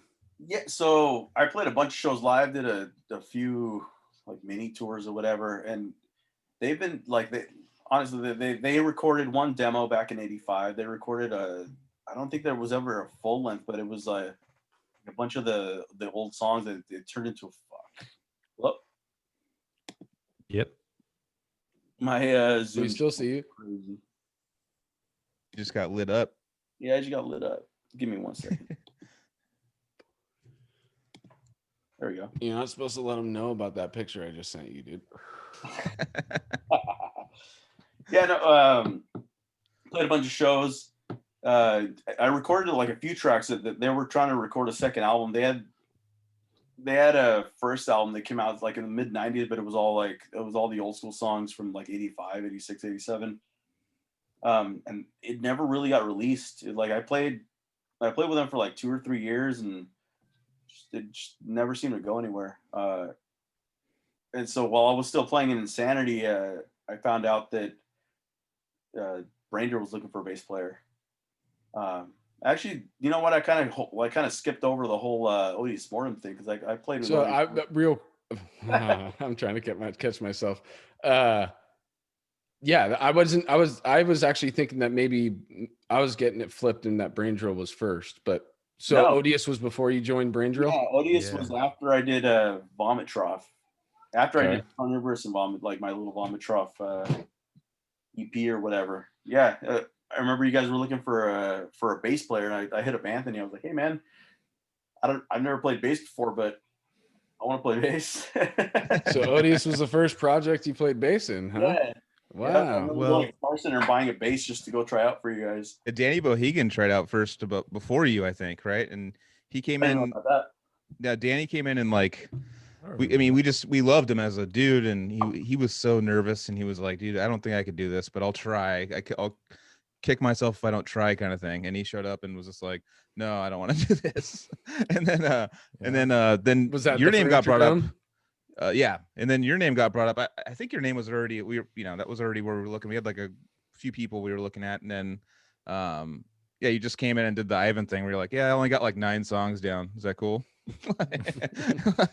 And I think you got like 4 or 5 songs down within a couple weeks, and that shit was complicated. Just ran through them, and I think for Maryland Death Fest was the goal, right? Well, we also did and then we did the show that we talked about earlier. That was the last one, or the Octopus Lounge. Octopus Lounge. Oh, it was a few shows because you also played with us at the Galaxy was the last one. Yeah, whatever that Galaxy show was. Oh yeah, that was like, I think that was the last Odious show. Was that? I think that's the last live. You're talking about the LA Metal Fest or whatever, Death Fest or whatever, Murder Fest or something. The Galaxy and Santa Ana. Metalcore Fest or whatever it's called. Yeah. So you did like a few shows with us, like 3 at least. Yep. Yeah, it's crazy though. We flew him across the country with us. We fucking dude. That Maryland Death Fest story is probably like one of the craziest stories that for being in a band ever. Like remember it was like Memorial Day weekend, and we showed up to Dan's house. We're like, whatever, it's only like a 5-hour drive to the airport. Bullshit. And then we leave. I know. To fucking Long Beach. Yeah, Long Beach. Memorial Day. Yeah, Memorial Day, the worst traffic day of the year. You guys we leave, and we're just stuck in traffic. And we were supposed to meet you and getting ready to just give up, right? Get the Bay Area traffic. And I think we got to like Tracy, and I said, hey, look, let me take over. 300 miles away. If I just don't keep it under 100 miles per hour, we can make it in time. It's literally what he did, dude. I'm surprised. I can't believe we made that show. That's insane. I mean, that gas pedal, just got to push it all the way down. Went all the way down the 5 going, and nothing less than 100 miles an hour getting to the fucking airport at Long Beach. That was insane, it got to SoCal, and there was traffic, so I started having to weave in and out. Oh my god, I was flipping out. I was like, shit. I was like, dude, let's miss the plane. I was like, I was pussing out first, I think. I was like, dude, I like to live. I don't know. I want to live first before the show. Pull over. Goal being like, I think I used my imaginary brake pedal like 300 or 400 times. We made it though. Yeah, no, that was when we so made that's what it was. This is the Bay Area guys were flying. Wait, why were you guys driving down to You, Long it was just Beach? you. Because Wait, it we're was waiting for. cheaper to We're fly meeting out up of with London you. to San Francisco. You guys were literally waiting for me. You were Yes. in Long Beach. We were meeting up with you in Long Beach. And we at met the up airport. with the line to get on the plane. So I'm waiting in Long Beach Airport by myself, waiting for you Yep. guys to get there, and you guys Yep. are doing this. Yep. God, and my then, memory, dude. Cannabis is a great thing for so many things, but and once we showed up too, we made it was like it was an overnight flight, and we basically said, all right, we're each spending like $70 on this plane, getting drunk, because I cannot believe we made that, and it was like a Oh, celebratory dude. thing, and we were like, because we were so surprised we made it, we were thinking we have to put that money towards a new plane tickets for us. So we're like, we didn't end up having to spend that money. So I'm like, let's spend most of it on drinking, because fuck this. We That was kept doing insane. this. We had our own TVs. Didn't we Yeah, fly they to hitting the Oakland? button. You're hitting the button like, beep. I'm surprised they kept. Dude. We like we're tipping them and shit, and they just kept people. Everyone's all passed out, and we're just like Hungover. fucking partying. How on much the did plane. we not think that through though when we show up and it's 5:30 a.m., dude? Oh, that was We the have no best. It's car. 5:30 We didn't a.m. know- and then we walk out and there's like no cabs, no nothing, Get dude. a rental. Yeah, Yeah, what did we do? we don't even know where we're going. We had no hotel. We had no rental car. We Yeah. had no. We basically were counting on that we So- knew people that were in at that show, and that we Yeah. were gonna like convince them to let us sleep on the floor. Annie. That was like, yeah, Annie, yeah. Annie hooked it up. Yeah, that was And then that was remember probably I don't know how that worked out. I have no idea how that worked out. That And was then we, insane, dude. we had a good show, but we train wrecked that one song. No, we We train did. wrecked. Train Our wreck and only kind of train like- wreck of that I can remember in history of our band was Well, At Maryland. the biggest crowd Yeah, that we've ever played about 1,000 people. for Yeah. Odious. I You think know. I was disconnected for 2 songs. What You were. happened on that? I don't know what happened. We just all of a sudden everyone turned. Oh, around. that. Yeah, Isn't yeah. like this, isn't and I was that like, fun "No, when it we're still happens, playing." especially on tour? Oh, the worst was. I mean, what happened was, from my God, it recollection, was sucked. because I was on guitar and it was Caverns of Reason. Yeah, what And happened? we're pl- I don't know what We're happened. playing it, and No song, all of a man. sudden, like Casey went, because Casey couldn't hear us really, and so you like Mm. went into something like, because you were just looking at us, so we couldn't hear you. You were basically going like, I hope you guys hear me, because I can't hear you, kind of thing. And Oh, yeah. because we didn't, we were pretty novice about like setting up our sound, and It's we had always the no sound time, guy's fault. and we had no time to set up. It was like we got thrown out there, and we have like Misery Index, all these like huge bands around us. And Well, we're dude, just, And like, it was nervous. actually a song that we Let us didn't do really it. practice much. They told me I didn't need to bring any cymbals, and I showed up. I don't have any cymbals, and they're like, and there's like one cymbal. you need like cymbals, and I'm like, what? And there's like a huge piece drum set with like one crash. And I'm like, You're "Wait, like, what?" I guess I'm playing Yeah. on this. Yeah, No, and I had Casey to play was on a huge chapped. kit with like one cymbal, and they told me there was like a bunch of cymbals, and I was like, oh no. And then I had to go ask some other band, like, can I use your China? And then like I had like a crash in a China, like a ride, The and this fucking huge drum, drummers. and I was just like, Fuck. oh no. He's But all it still worked. It was like, but something happened on that one song, and then like I don't know what happened. We're just playing, and all of a sudden the whole band turns around at me, and they're just like hands in the air, like, No, you jumped into something too quickly. But the thing is, what freaked oh, me it's out. my is- fault. No. Me and Dan were like freaked out, like, what the fuck's going on? And we look back at you, and then Dan's looking at me, and Dan's already playing the breakdown of Caverns of Reason, and we're Yeah, in, like yeah, we're like, 30. what We're like happened? 30 Yeah, seconds into who it, and that's a knows? 5-minute song, and he's playing a riff that comes in like 4 minutes in. He's going Yeah. jun, jun, jun, like Who to knows catch what on. happened? We couldn't hear each other. It doesn't matter. I know. Yeah, it was no, really the fun. monitor Anyways, sucked. It's something we didn't really Yeah. practice too. We didn't really practice that song like either. Too. It It's was just something we whatever, kind dude. of. It's- And Yeah. then Hey. that's what Anthony said. Yeah. We didn't really practice. And then the whole crowd was like, oh. It was great. Uh, But it doesn't we were matter. both- The worst is when it just like Old little slowly boys. falls off the train Yeah. tracks, Yeah. and then you're Yeah, just yeah. like, no one What wants to happens? stop. You're like, Yeah. I think he's off, but should I keep following him, or should I do what he's doing now? And then hopefully everyone else sees what's going on. Well, we were That's so what you we were such Happens rookies to that someone everybody, yelled out a song, yelled out Caverns that we hadn't practiced, and we were like, dude, Oh. someone yelled it out. that's We got to what play it. is, dude. And Oh, like, that's what We happened. were we were I we don't were even know. confident enough to be like, dude, we can take fucking requests. Oh, we're so just amateur. God. But it's fine, Anyways, dude. Everybody hey, has man, that fucking. Everybody's got at everybody least messes one of up. those stories, yeah. dude. Oh yeah, It was I Yeah, can remember But one. it was just funny because we had Ivan with us, and it was like he was just killing it. Like, Oh, it had nothing yeah. to do with that. I wasn't Might have killing been- he was it, I plugged unplugged. out, man. I don't think I was even plugged in. Fucking. Oh, really? Dude, there's a part where Ivan's like, I don't know what's up with my bass, and I'm like looking at his bass and looking at everything, and then Anthony walks up with the mic. He's all, "It's because you're unplugged, dude." Did I say that? Fuck, dude. Yeah, There's there's you put him on picture- blast in front of everyone. You're like plugging your bass, dude. There's literally a picture of Anthony pointing at his cord that's on the ground. Someone snapped a picture of it. It's somewhere. I'll find it somewhere. It's just like, fuck, dude. And I We were say also it into nervous the that we got- microphone. What an asshole to say it into the microphone. Well, we were also nervous. We all got really drunk before we went on stage Like, too. I remember. a nice guy would be like, I "Hey, wasn't dude, drunk. check it out, dude. Yeah. You're fucking." If But you're I was like, "Hey, dude, don't look up the metal injection interview. Oh god. why not, dude? We had Should I fun pull with it that. up? I'm just fucking around. Oh, we should, dude. No. Now that you said it. it's in base cringy. Now, but anyways, so They just that was everybody fun. calls me out for all the shitty Yeah. music that they think I like. I mean, Yeah. that they don't like that I love. Yeah, The whole listen point to of me, you this- drunk asshole. That's Shit. Oh yeah, we got the metal. The whole injection point is that interview. we love Ivan, and we had a good time jamming with him. That's the end of this story. So moving on. Is No, but it Craig, the you're end? about to go into a Your Craig. You're about to music- go into a why- story yeah, that and- you. and- Oh, Craig, end of go the ahead. train wreck story. Yeah, so we're moving on from. Craig, no, let's- Craig had a let's- story about it. oh, Oh, it was- okay. it was just like one time we were, I think we were on tour with Black Dahlia Murder, and our drummer at the time, Keith.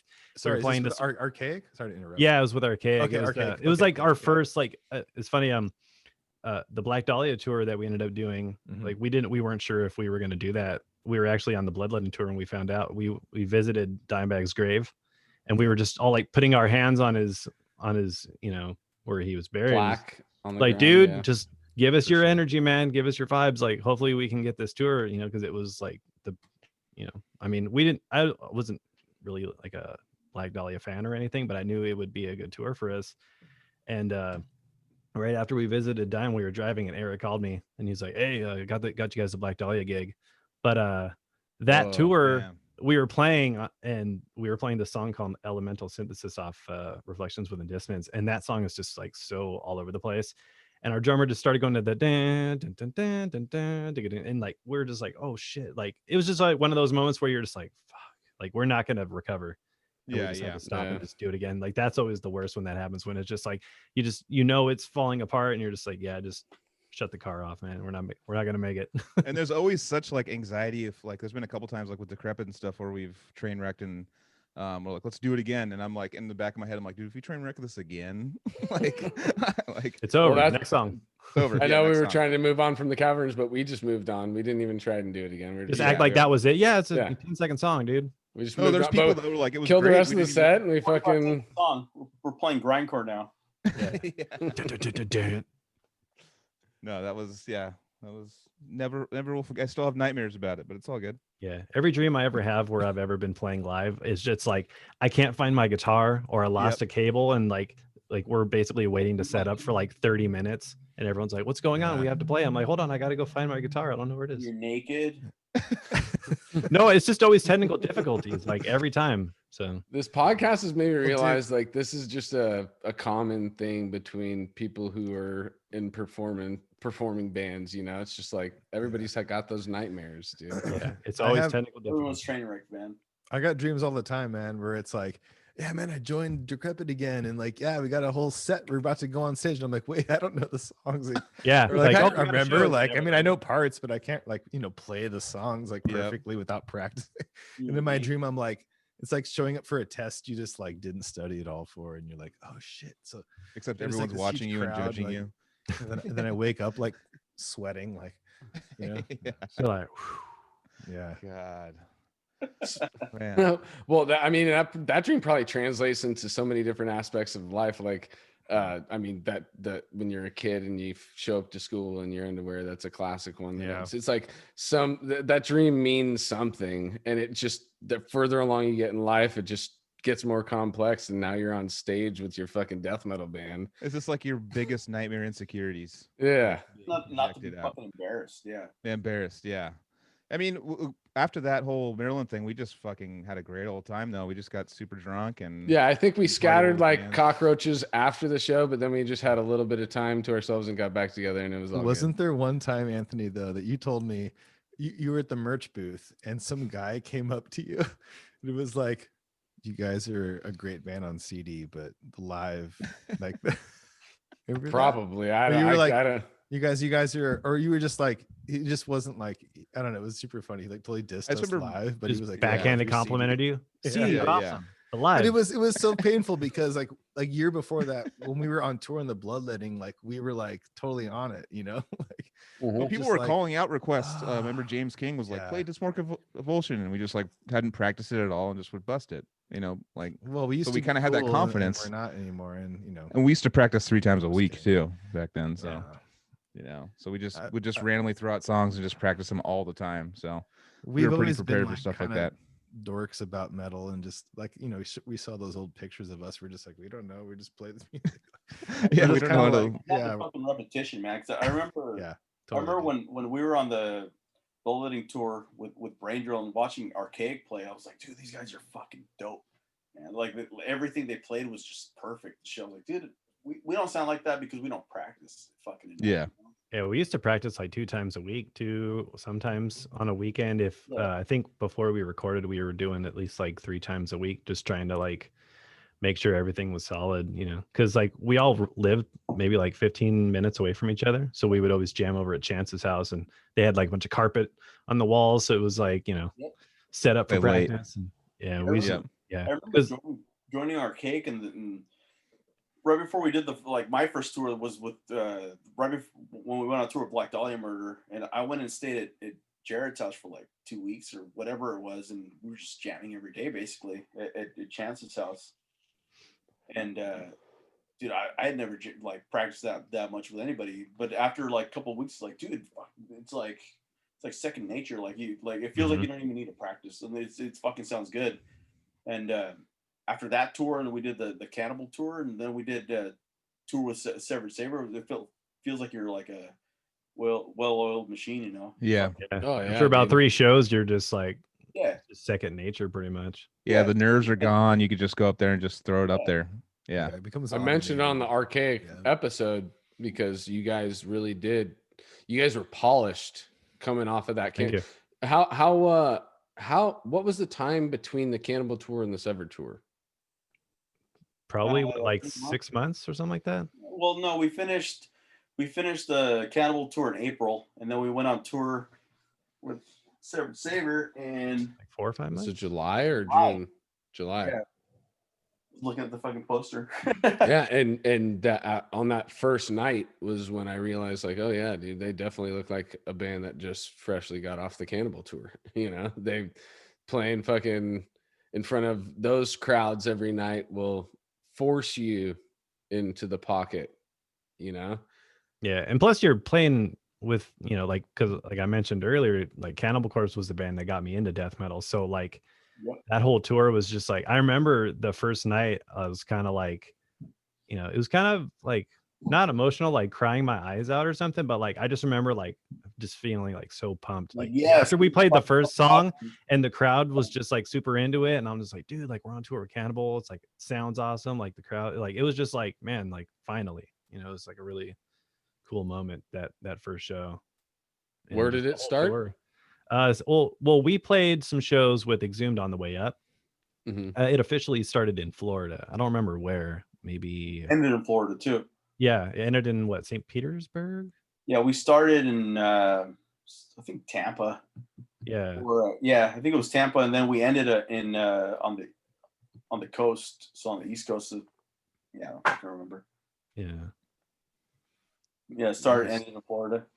So. It must have been, the feeling of going from a Cannibal tour to a Severed Savior tour. That might be a feeling like. No, I don't know. It wasn't like that. It was more like, it's like, dude, we're doing a Severed tour, and like we all fucking love fucking Severed Savior. So. Yeah, I was just stoked to get to see you guys play every night. I was super excited because Ivan was in the band, and I was like, dude, I'm about to, because I had never met you before that, Craig. I had only met Jared and maybe were you at that LA Fest too? No, you were during the I'm sorry, now I'm forgetting the first demo out full length that Archaic had again. What's the name of that one again? The Existential Chaos. Existential Chaos. Yeah. So you're not on that record. No, right? that was I think they did that. So that's the time you were away. Before. Oh no, I actually wasn't in the band. That's I think they like just put that out. Yeah, they like just put that out. Okay. Maybe like so yeah, then I wouldn't have met you that day. So my first time meeting you was that first show. Mm-hmm. And but just being excited to go out with Ivan, I'm like, dude, we get to play some shows together, and then seeing you guys that night, I was like, fuck, dude, I should have been paying way more attention to Archaic, because I heard that first album, and then I was like, Obi had mentioned it on his episode too. I was in that same kind of realm where I was just away from death metal for a little bit, wasn't really checking out anything new. And so, and how I love to experience live bands first, like Archaic was I got a refreshed, upload of Archaic live that night. And I was like, fuck yes, dude. You guys had been playing now I can't even pronounce it. Well, I can't even remember the second album's name. Reflections. Metamorph Ignition. Yeah, you were playing those songs, and I'd never heard those songs. And those. Yeah, we were just touring on that album, or they're almost out, or it wasn't freshly out recorded yet. Yeah, or I think you. Because we recorded that actually. Chupacabra's coming out, dude. The Chupacabra is coming out. Yeah, you don't know about the Chupacabra. Oh, dude, I know about the Chupacabra. Not only do I know about the Chupacabra, I know about the Mongoose, and the Mongoose was before the Chupacabra, bro. That was pre-Chupacabra. Yeah. You good? Are you good? So hey, Craig, when you remember the California Metal Fest at the Grove? Mm-hmm. Did Summer you? Slaughter? It was summer. Yeah, that was actually. I think that might have been the first show for us on Summer Slaughter, because I think we jumped on halfway in. Yeah, we played outside. Yeah, what album were you on for that? I think I don't even know. We might have not even recorded Reflections yet. That's what I thought, because I remember you guys were because we're still up and coming and stuff. I remember. Yeah, that's when we were just selling, still doing the ticket thing, and just we always wanted to be that band that kind of like, whenever there was a death metal tour that came by, we were the band that got called to open up. So we were always just trying to, like, Jumping Turtle, like Joe, was it Troutman? Like, we made friends with him, like, hey, like anytime some death metal band would come by, like, dude, let us get on the opening, we'd sell tickets and do all that. So we were still sort of in that early hustle, like selling tickets to play shows, and something like Summer Slaughter, and that was probably like the best Summer Slaughter ever, because it was like Necrophages, Suffo, like basically if there's any Summer Slaughter to go to, that was the one. So yeah, getting to open up on that one was really cool. I remember I blew up Eric's bass amp, because you guys played right before us, and I was like, dude, Eric, for some reason I think I was being lazy, and I was like, do you mind if I like play out of your bass amp, dude? And he's just all totally like, yeah, sure, dude. Yeah, totally. And it's playing, and I just look back, and just the RMS peak light is just red the whole time, and I'm like, and it's like the volume's not even like on the quarter, and I'm like, what the fuck's going on? So I ended up having to go. 8 ohms. Yeah. No, it was just, I didn't even fuck with anything, but I think something went wrong that show. But that was the first show where I was like, oh, like, I watched you guys that set, and I was like, holy fuck, this band is like real deal material. The actual, my favorite time that I, around that time where I actually was like starting to listen to you guys, was you guys filled in for us. We fell off the Vader tour for a few shows, and you played Ramona. You remember that? Oh, Ramona Expressway, that windy ass mountain. That was a cool venue, though. That was a cool venue. It was like an old Kitty Drive, cool venue. Yeah. I know. Where the fuck is Ramona? I just showed up there via GPS. Yeah, that was Joe Troutman, because he was the one that used to do all the shows at the Jumping Turtle, and then he moved to the Ramona Expressway. It was just a really cool place, but man, like, getting out there was like. And those people, do you remember back in the back parking lot, Warbringer played that show, and they got jumped. They got by just like locals that were just, hey, we want to fight you guys, and they just beat them up and then kept walking, and they're all bloody. Warbringer, huh? We're trying to bring some war. What's up? Bringing the war, bro. Throwing hands. Yeah. No, that was. I remember that's when I was like, I think you guys might have just released your first album, but I was like, dude, this band is fucking for real. Like, I didn't, I was, you get a million demos every fucking tour you ever do. You don't really, you're like, fucking cool, man. I'm glad having fun playing music. Yeah.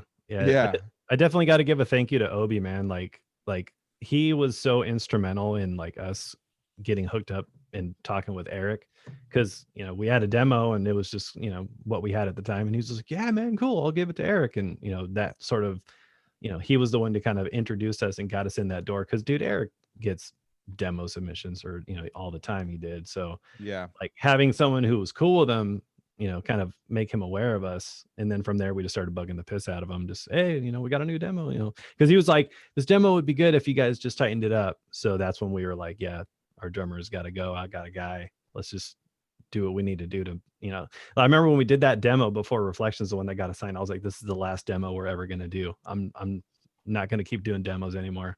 Like, this is the one that's going to do it. It's do or die. Yeah. We just all like went as hard as we could on it. So luckily, it's awesome, man. That's the one that happened. Hell yeah, dude. But yeah, Obi, you rock. Shout out. Obi will be coming back eventually. Well, I would love to have him back on. So the Severed tour, just want to let's think of just one favorite and worst memory of fucking the Severed tour right now. I don't know. It's funny. Like, one of my favorite memories of that tour was just getting to hang out and play pool every show. That's yeah. That was like seeing a table at the gig. I was like, all right. Yeah. Anytime there was a venue and we saw that they were gonna have some time.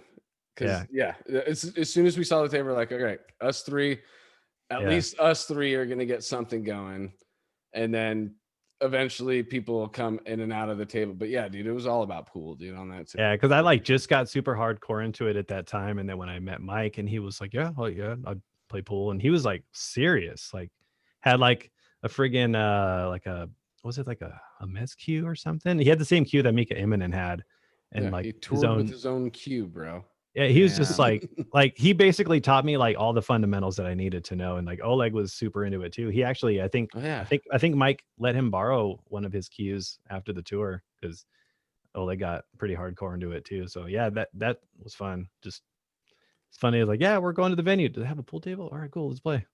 Hell yeah, dude. Yeah. So Ivan, what about New Orleans, dude? Go. What happened in New Orleans? I've heard this story a million times about like. Oh yeah, dude, we got to do the Noah story, bro. Okay, so wait, let's think about this. We're all showing the story though. What's that? Or is it? Do I have to keep it? Keep PG-13. I'm trying to remember what parts of it, if there's anything that I would think. I think we can go. I think we can let loose on this one. We can let loose on it. Yeah. Yeah, just leave out what you don't get canceled or anything. But leave it out. No, fuck, I'll get canceled. So we show up in NOLA at what, 10 o'clock in the morning? Well, the best part about it is that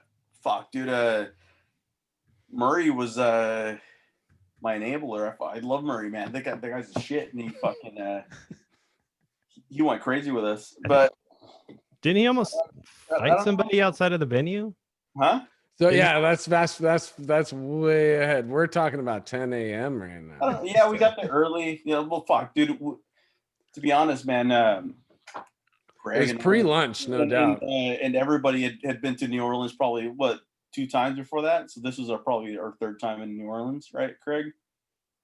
I can't remember. Yeah, we were there on the Angel tour. We were there on the Cannibal tour. I think we were there on the Black Dahlia tour too. Probably. Yeah, dude. I don't think so. I don't think on that one. I think that was that was mainly I think that was mainly East Coast, like kind of like mid America, East Coast, like New York and so at least 3rd time in New Orleans. So you'd think you'd be seasoned by then? No, you never seasoned in fucking New Orleans. Every time you show up, there's just like some crazy storm. And just like, I remember like the first time that we were there, it was just pouring rain and hot because it was around like the summertime. Swampy area. Yeah, totally. It was just like pouring rain and it was like 104 degrees out. And I remember I was wearing a sweater at the time and I was just like, this is a bad idea. Your body's like, what do I do? Because I'll put my hood on so I'm not soaking wet. So. Yeah, it was always horrible weather out there. Like I remember one time, I think after the show we played with Exhumed, we were like, just loading up our gear and then it started pouring rain and we started to like go on the overpass to like or get on the freeway to start going to the next show and the van just stopped like halfway going up the hill. It was just like no, because for some reason the van that we had when it was pouring rain, our van would just turn off. So we're just like on this hill and it's like shaking and there's like thunder and all this crazy stuff and it just You didn't get the waterproof van? No, I don't know why. Like we just got that van too, and like somehow we're able to get it started, and we like pulled off and like slept in front of like a UPS or something. We're just like, well, we're gonna have to wait until the rain stops, and then just like hammer it out to, I think it was Florida was the next show after that, so we weren't too far. But yeah, weather was horrible. Sure. So, all right, back to the New Orleans story because we got to spit this one out, dude. It was a wild day, dude. I got it. It's got there early, and we knew we were gonna fucking party, right? So we I wanted to drink Everclear. I'd never drank it before, so I was like, let's fucking find a bar. There's these fucking things that they have in New Orleans, man. They're called hand grenades, and so it's a fucking cup, and it's shaped like a little grenade, right? Yeah, it's like one of those like fucking Vegas like long neck moose bone things. It's a little grenade, but it's got a. But the ones that we were getting they were only like it's like this high. 8 inches. So they pour some Everclear and they pour ice and some lime juice and whatever the fuck else is in that shit. It's mostly Everclear, right? So we start pounding those at like what, 11 in the morning? Yeah, dude. 11. And so if everybody's imagining those Vegas things, you get past the neck, and my face was already numb, dude, on the first one. Right. Just past the neck. I didn't even get to the base that looked like the grenade. Are you talking about those giant? Looks like a giant like bomb. the moose bone. It's like moose bone. Like the Vegas ones are the giant ones. Like all the chicks walk around like, oh, I got margaritas in mine, and it's really just mostly fucking sugar and ice. No, these are fucking. Like the real deal Everclear fucking we're gonna beat your fucking ass with a cocktail. Yeah. In this little fucking thing, and you get the narrow neck down and you're like, okay, wait, why is my face numb? I've never had alcohol numb my face. All right, put cocaine in it. So we're sipping on those and we're walking up Bourbon Street and it's fucking hot. It's humid. It smells pretty funky. We've got homeboy with us that was selling mercury, guys. James. Shout out James Searcy. Yep. He's wearing booty shorts and a fuck. we bought him a pink booty short outfit.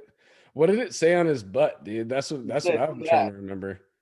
It says something, I don't know, like juicy or something like that. Who dat? Nice, dude. I do remember that. So we had him walking around in a pink fucking booty short outfit, and we're walking up Bourbon Street. I wanted to see some voodoo, and then the strip clubs come up, and then everybody's kind of scattering into those. Yep, Jared and I, maybe I shouldn't say names.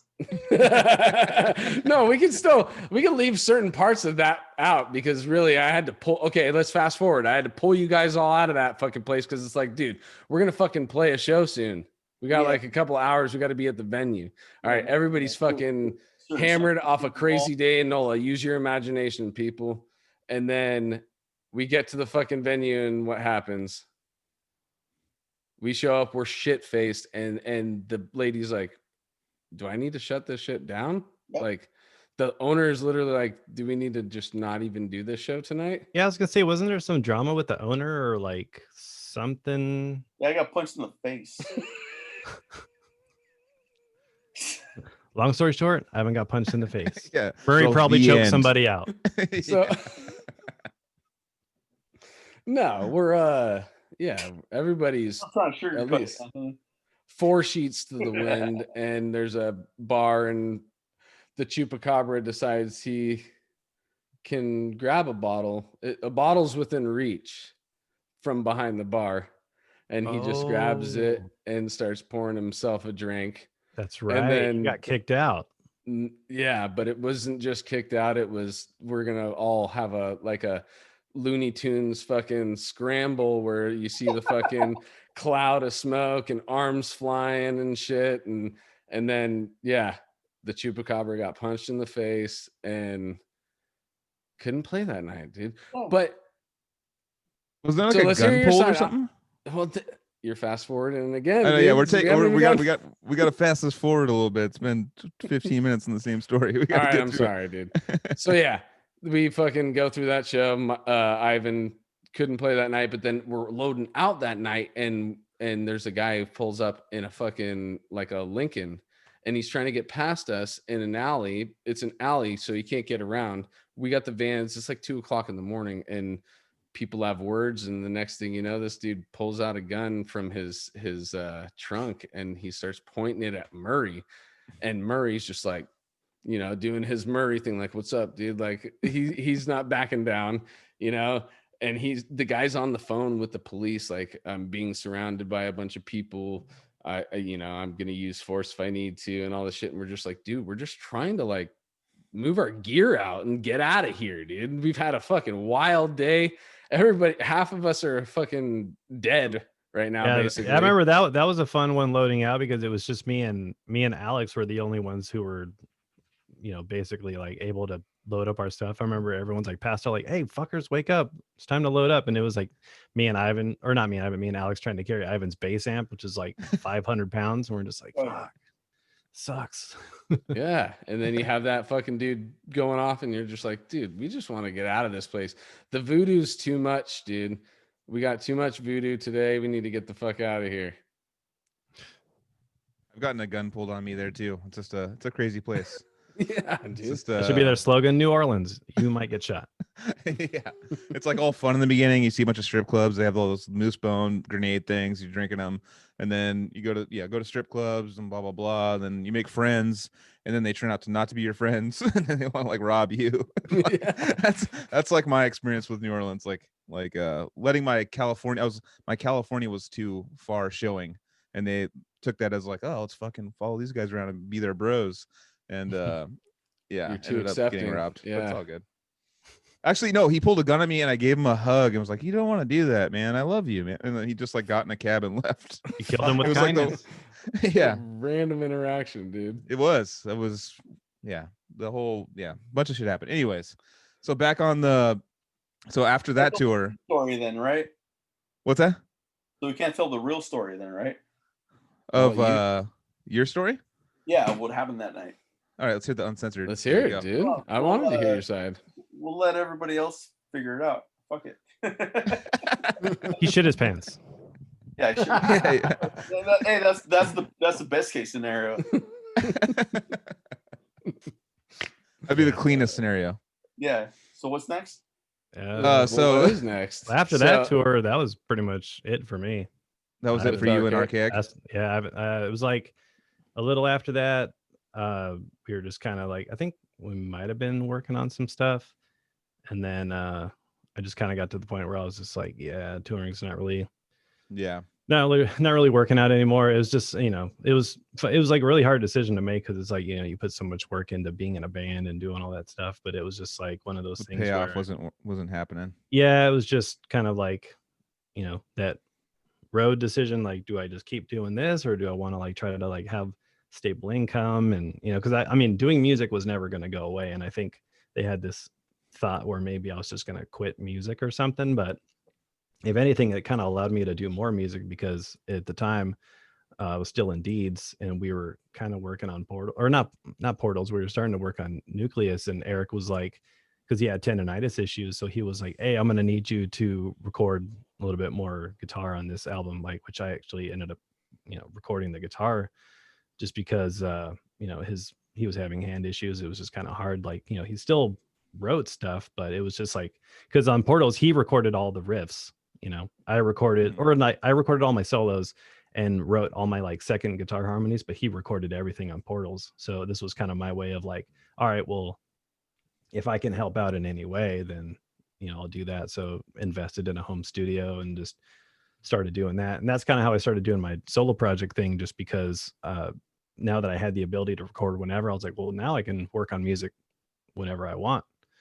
So if anything, it kind of allowed me to pursue more different things, you know, stuff that maybe I would have wanted to do in bands before musically, like, you know, incorporating a lot of orchestral stuff and certain elements that maybe, you know how it is when you're in a band and like you have a certain sound, you're like, you don't really want to screw that up. So it's like, well, I'll just do a side thing and just get as weird as I want. But that's what I mean. You're one of the people that actually took, you know, your experience in music and metal and stuff like that, and didn't like pull a Joel, which is like get a fucking tie job. You were like, no, I'm gonna keep doing music. I'm gonna find a way to make this happen, and you're working for companies and stuff like that with like plugins and all this crazy stuff now that you're making videos for, and they're like super professional videos. Oh, thank you. And yeah, well, no, I mean, awesome. I was still, like for the longest time working just warehouse jobs, like forklift driving and all that, order picking, working in warehouses. Like that's what I was always kind of doing for the longest time. And even every time we'd have a tour, like, all right, well, I gotta quit. And but it's like I always had that thing, like I don't want to keep working warehouse jobs all the time. Like I want to be doing something with music or music companies or something. Like the whole getting into virtual instruments thing, that was just kind of like, because I love like film composers and film scores and stuff, like orchestral music. It's like one of my favorite things aside from any kind of metal stuff. Like I grew up liking classical music, so it just kind of allowed me to like, oh man, like you can have all these cool instruments, like a full orchestra at your fingertips. So I got really into that and somehow steered it in a way to where I started working for Sound Iron, which is the company that I work for now that makes virtual instruments. And it was just kind of like, finally I have a job that I love and get to meet cool people and do cool stuff, and it's like super just glad that happened. So and you mentioned you were doing your own podcast for that company too, right? Where can anybody find that one? It's just a Sound Iron podcast. It's on like all the different podcast platforms, Spotify and Apple Podcast. We also have some on the YouTube channel. I'm planning to do more.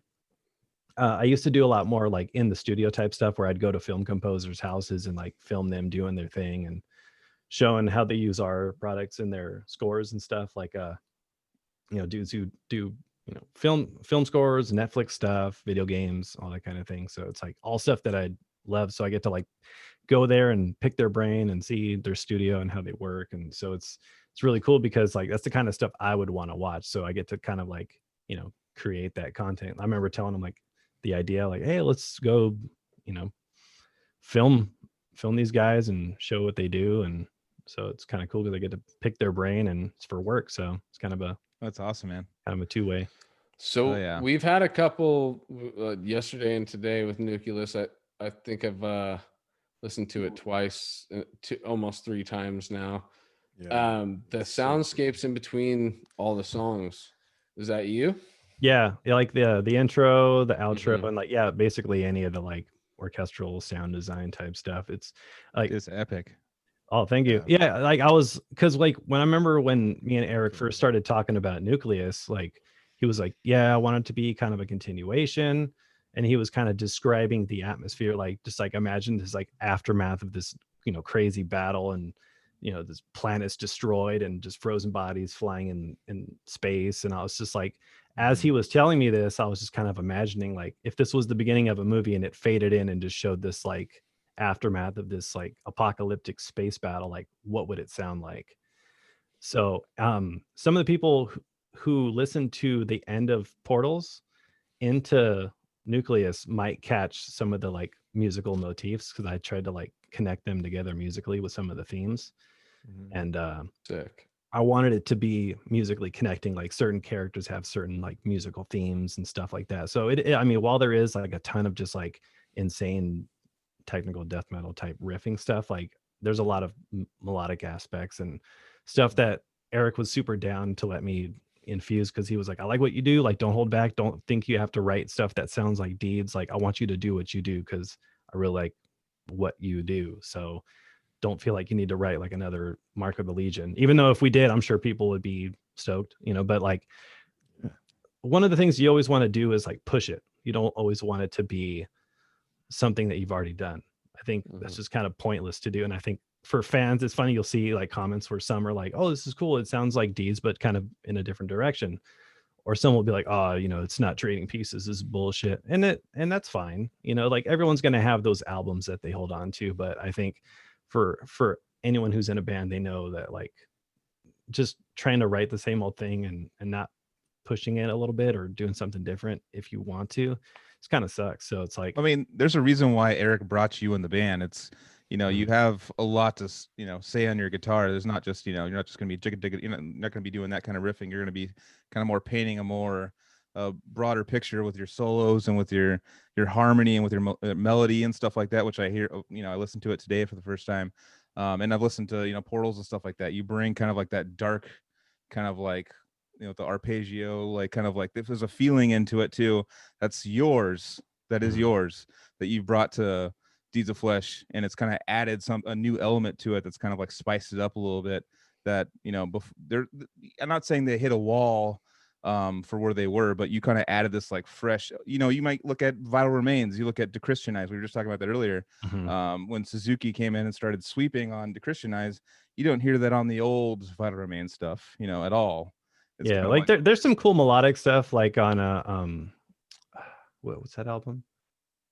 Damn, trying to brain fart, but like even some of the early stuff, like there's some cool little like acoustic parts like underneath just distorted In Cold guitar. Darkness. No, man, the blue cover one with the pentagram. I think so. Yeah, I can't remember the name of that one either, but I know which one you're talking about.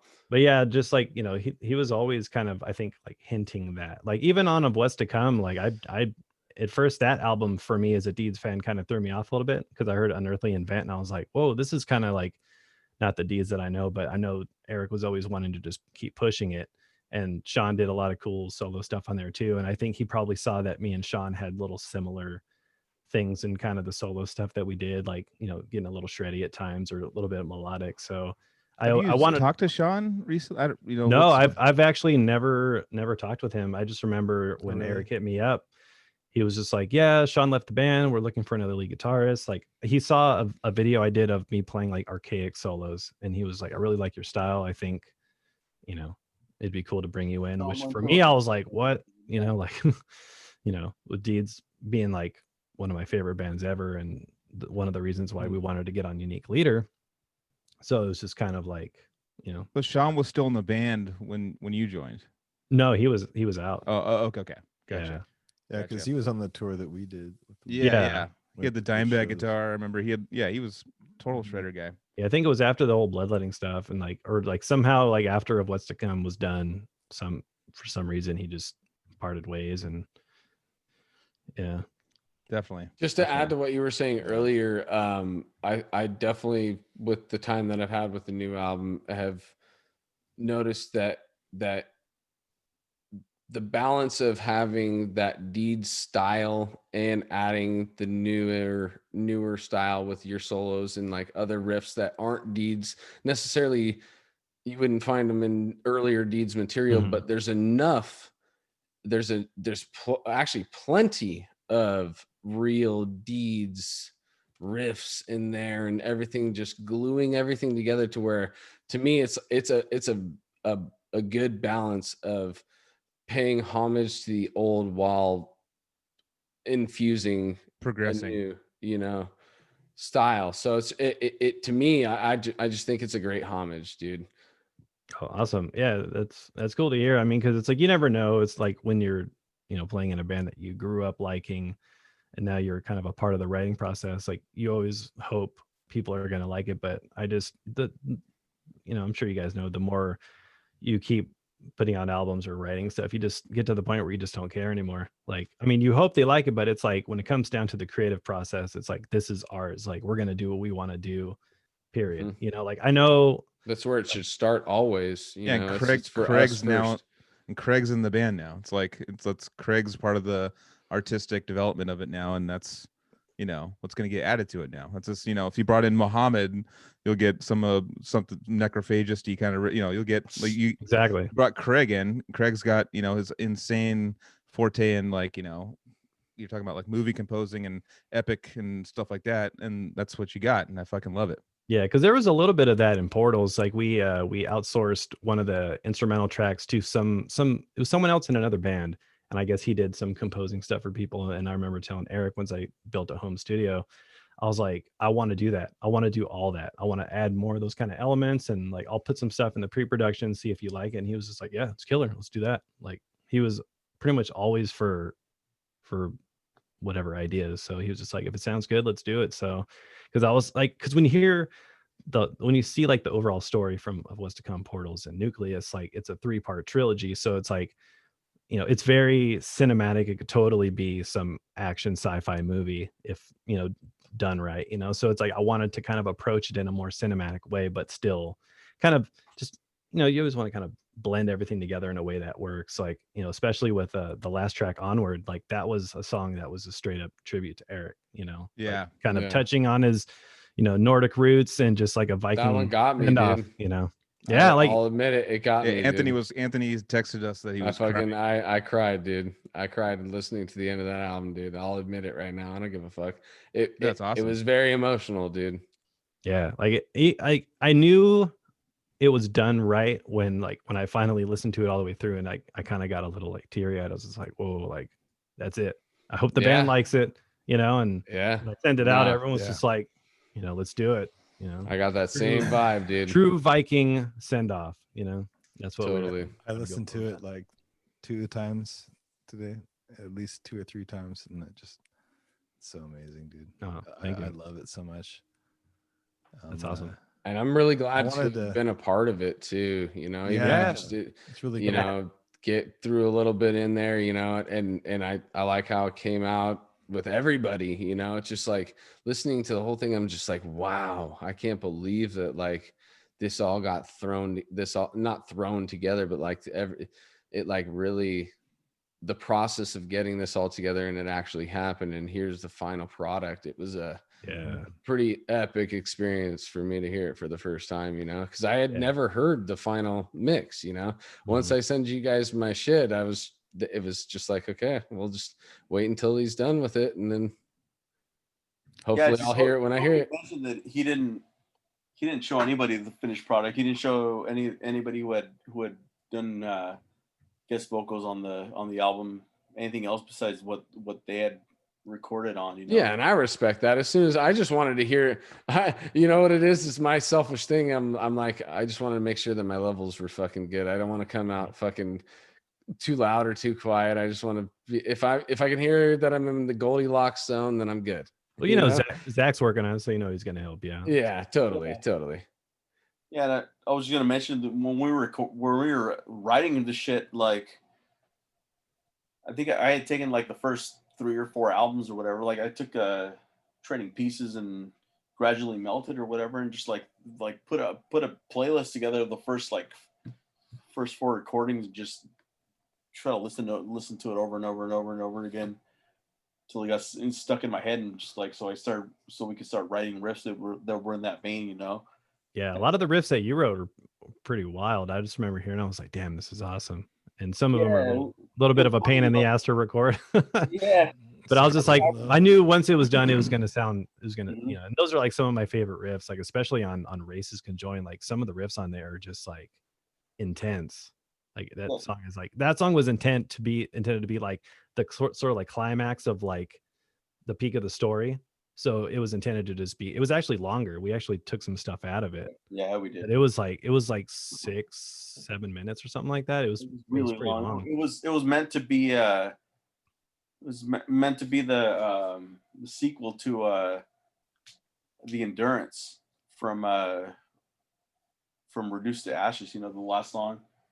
Yeah, Eric was always one of those like I want to do like a no repeater album, and I'd always have to kind of pull him back, like, nah, dude, like we need to repeat some shit. Right? Like there's just too many riffs where it's just like you have to bring it back. Like I always had to kind of like not restrain him, but like even Mike's the same way. Like we're songwriters, at the end of the day, whether it's death metal or not, like you always got to have those like structures that sometimes there's a heavy riff, you just got to bring it back, or else it's just like, oh man, I wish they would have. You ever had that where like, I wish they would have did that riff again, like. So yeah, there was I remember Craig and I were going through riffs like 2 or 3 months ago or whatever it was, trying to figure out who wrote what, because this album's gone. Like we started writing this in like 2014. Yeah, right? Yeah, you were saying that, dude. I was telling Anthony that.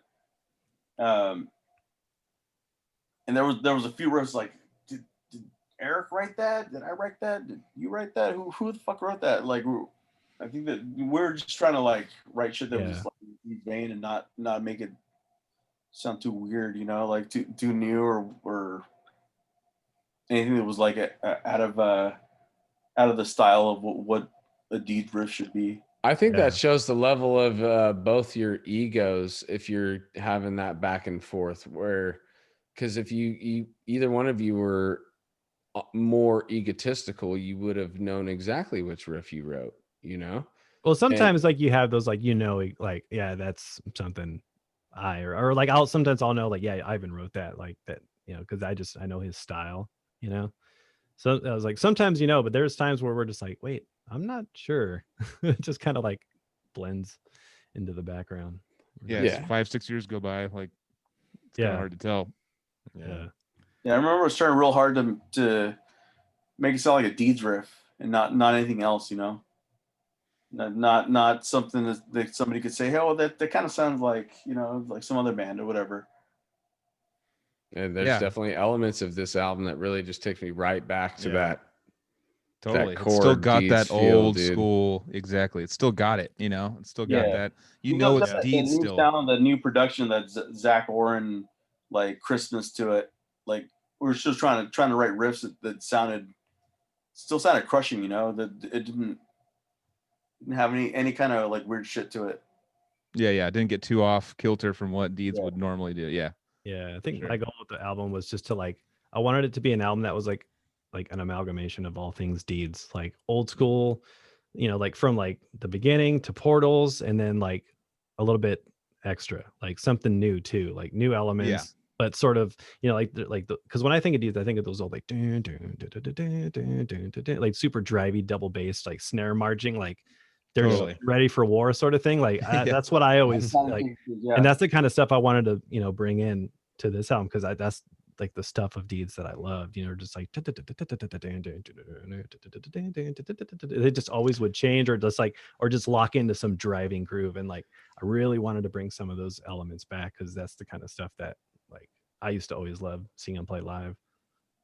So how much was obviously Eric was a contributor, huge contributor on this. How much like riff wise do you think that are Eric's riffs? Because I know all you guys put stuff into this, just because it's the whole tragic passing of Eric. It's one of those things where I just want to know, it's kind of like one of those. It's kind of it. I know what you're saying, Joe. A good third. Yeah, I was gonna say it's pretty much like like all three of us really kind of bounced a lot of stuff back and forth. Like I think some stuff might be a little bit more than others. Like I know Alien Scourge was a special one for me, because me and Eric basically wrote that over Skype. We would just get on a Skype call and I'd have some ideas. He had some tabs and I would just be looking at them, and like he'd be like, hey, I got this riff. It's just like it's a bunch of random notes. Like you do your theory thing and like make it sound cool. So that's why there's some kind of like like kind of more like shreddy arpeggio type, like darker melodic type things, because he would have these like it'd just be these kind of like like chromatic sort of things, and he'd like just do your thing and like make it sound cool. All right. So when you're doing that, I'm thinking of that part that's probably 3/4 of the way through Alien Scourge, where it's that crazy breakdown where it just constantly changing, where it's oh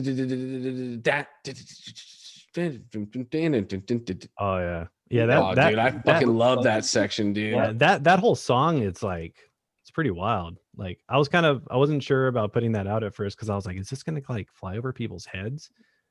No, dude, a lot of people, I loved it, dude. Yeah, and if you notice that like a part of that riff is the intro riff to Ethereal Ancestors. Yeah, there's like little sneak peeks of stuff in that song. I like that. I like Easter eggs. Yeah, there's a lot of them in that record for sure. I'm curious to see if anyone finds them. All right. Actually, I was going to ask you, the female voice in the intro, what is that? Is that sampled from what? That's Jacoby's daughter. Oh, wow. There you go. She's just reading. Oh, you're like, damn it, now no one's going to buy me a beer. Or no, I'm not going to buy anyone else a beer. Cat's out of the bag. Yeah. That literally sounded like it was like sampled from like a movie or something. Yeah. Yeah, I saw a comment on YouTube. Someone was like, "Is this an excerpt from like Resident Evil?" I'm like, "Well, thanks, but no." Wow, dude, Yeah, that's because awesome. yeah, the whole orchestral thing was done, and then Jacoby had the idea of putting some like spoken voice over it, like because it was supposed to be like this, character years after all this stuff goes down, sort of, kind of telling you the story a little bit. So for anyone who hasn't heard Portals or What's to Come, it's sort of kind of, if anyone who reads the lyrics or listens to it, it's really sort of like a precursor to everything that's happened and kind of what's going to happen, sort of thing. So it's very cinematic in that way. Nice. So during that, I mean, this is where I'm kind of, lost on what actually the timeline was. So not to bring up, keep bringing this up, but obviously, rest in peace, Eric. That that whole thing happened, and that's probably what kind of kicked off this album being pushed forward in a way, right? But you guys have already had kind of like, where were you before any of that stuff happened? Were you guys still pushing forward for this album at a certain time, or did it stop, and then the tragedy happened, and then after that kind of brought you guys together again, or how did that work with Nucleus? You want to go for it, Evan? Yeah, we were done recording actually. So when Eric passed away, the whole recording process was pretty much done. Like drums were done, guitars were done, bass was done. We were just waiting on vocals and lyrics, basically. And yeah, that was when that all happened. Everything was all written, everything was all recorded. Oh, wow. So we were already getting some mixes back. So we were at the point where we were like getting some test mixes, and it was already sounding really good. And we were just like, Eric, all we need is for you to, put your magic on it. And, he's a proud guy. You know what I mean? Like, he's not one of the kind of person to tell you he's sick. He'll just be like, nah, I'm good. It's all good, So there was a time where we weren't really sure what was going to happen. And then I just remember when I got the news, Mike called me. I was just like it was a complete shocker. I was just like, dude, I thought he was on the up, sort of thing. And so it was pretty, devastating blow to the, just to everyone. And, so of course you have that sort of, you're not really sure, like, are we going to finish it? And, luckily, Jacoby and Mike, I'm so glad that they were able to come back in and just be a part of it. Mike, I love that dude. Jacoby, Jacoby really stepped up for this album. And he sounds the best he's ever sounded. He was just like, dude, what do we got to do? Let's get it done. Like, he really, he made a lot of the, like, it's so fucking awesome. Sure. No, he was, I thought he was done with, doing any kind of vocals. He just kind of was retired, was Jacoby in my brain, and to hear him come back like this, I'm like, holy shit, boy still got it, like, I feel like the way it all happened and was done was like the way it's supposed to happen. Like, even after, like, when, the unfortunate news of Eric, it was just like, I was just like, man, like, well, the idea of having a lot of guest vocals come on and sort of like, put their stamp on certain tracks just to kind of pay tribute to Eric, like all dudes he toured with, guys, having Luke LeMay, who's like one of his favorite singers. Like, there's a Gorguts cover on Portals, you know what I mean? So like, that's one of his, like, I wish idea. I wish I could like sit in a room with him and just have him listen to that song just to see. It'd be probably like, oh dude, that's killer. Such a good fucking idea though, just getting all the, like, when I heard that it was gonna be, because obviously it's kind of like a tribute album all of a sudden, went from like an album to a tribute album, just bringing out all the heavy hitters and all of his friends and all this stuff. Yeah, just heroes and I was friends, like, damn, dude. you guys, this is the perfect way. Like, if I were to ever go, that would be fucking amazing, to have any idea of that. Yeah, but also having Jacoby at the core of it, I think, like, I don't think it would have worked any other way if we just had someone who like sounded like Eric, like having Jacoby and just like his connection with Eric, hold it all like, together. Yeah, like, it's just totally. It happened the way it was supposed to happen, I really feel, and I'm so glad it's done. Like, dude, at the end there, I was just ready for this album to just sit on the shelf, But when we heard that Jacoby wanted to come back and do some vocals, man, it was really the only way to do it. Yeah. As much as COVID sucks, this album probably wouldn't have happened if it wasn't for it. Yeah, like we could have gotten anybody to fill on vocals, doesn't matter who it would have been, but it wouldn't have been the same thing as. It wouldn't have been right. Like you could get, John Gallagher or Frank Mullen or whatever. Yeah. It still wouldn't have been right. Yeah. Like Totally. just like, because I remember when back, it actually made you feel like, all right, well, maybe it's a good thing that this gets put out, and it doesn't seem like we were trying to cash in on it or something, No. Totally. So it's just a legit tribute, man. It's it was just like how can we pay tribute to him in as much way as possible with the fact that he wasn't able to get in on it, and there is elements of Eric in the album, a lot of them. There's plenty of riffs. Dude, his influence is on this album for sure. Like his influence musically, like just what he's kind of like, I don't think a lot of us would sort of be where we are if it wasn't for Eric. Exactly. Like you said, the golden era of Unique Leader, like times is what you got into, and that's Eric and Mike, pretty much. Like his influence on just like the scene and picking bands and just like what they did as a band, like the bands that they helped kind of bring up, you guys, like it's just like it's just like crazy cyclical thing. Like grew up listening to Deeds, found Unique Leader, like heard of you guys, got influenced by you guys get influenced by everyone else, like we all sort of like vibe off of each other. And I think if it wasn't for what Unique Leader and Eric did, like who knows the circle of life that Eric has brought upon us, dude. Trip, man.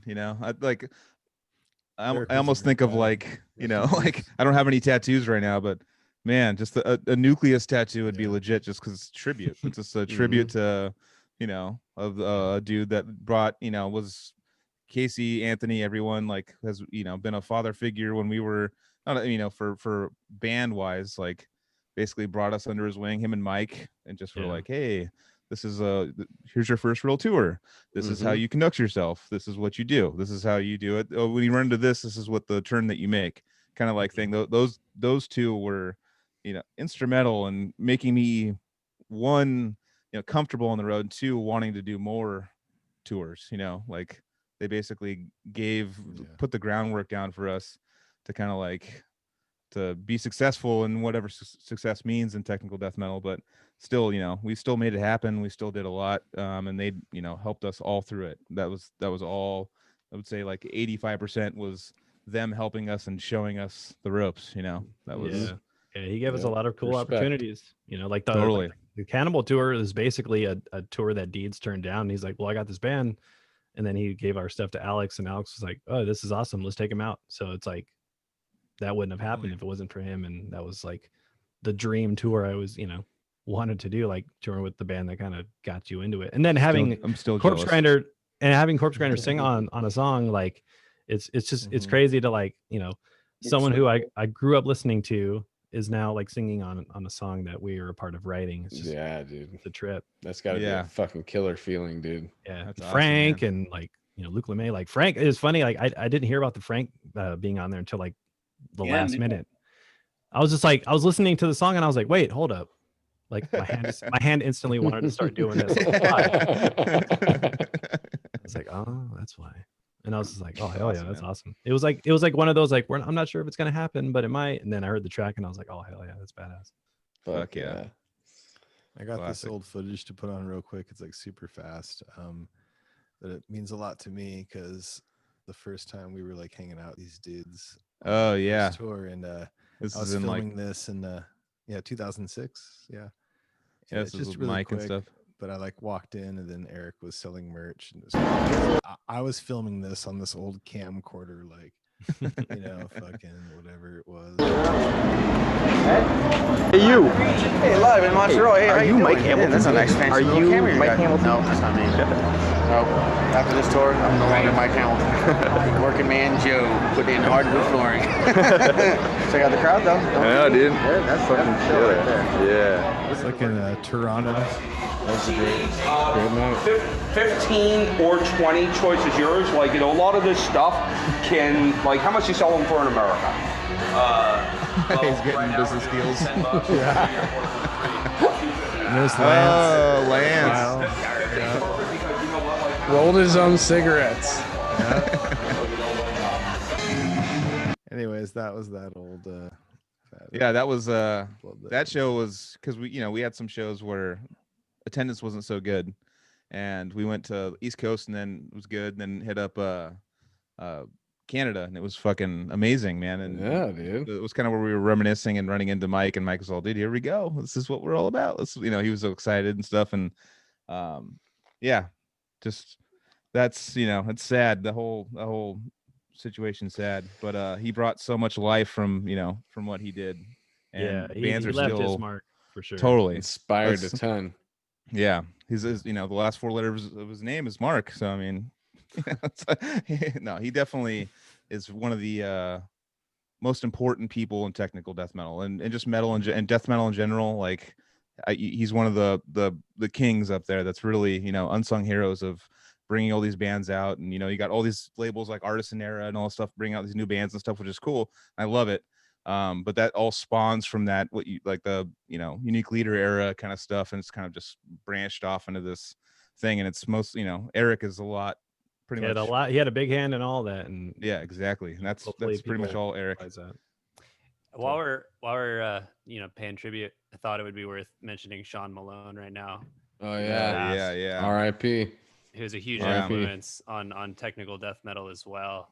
Yeah. And he was like a bass player's bass player. I was like trying to think Yeah. of the best way to describe it, and that was like the best way I could think of it. So For rest me, in he's peace, a Sean. vocalist bass player too. He's like my favorite fucking bass player, dude. Like Yeah. that rhythm section now, I mean, RIP Sean Reiner as well. It's like, dude, the greatest rhythm section is now passed on, dude. Well, they're and it's- jamming up there, dude. Like Yeah. they're Neil Yeah. Peart and stuff. They're up passed there this year, with too. Chuck. Fuck. Yeah.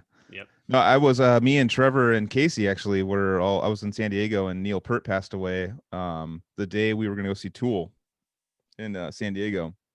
And that was just like a huge blow, like progressive prog dork blow for like me.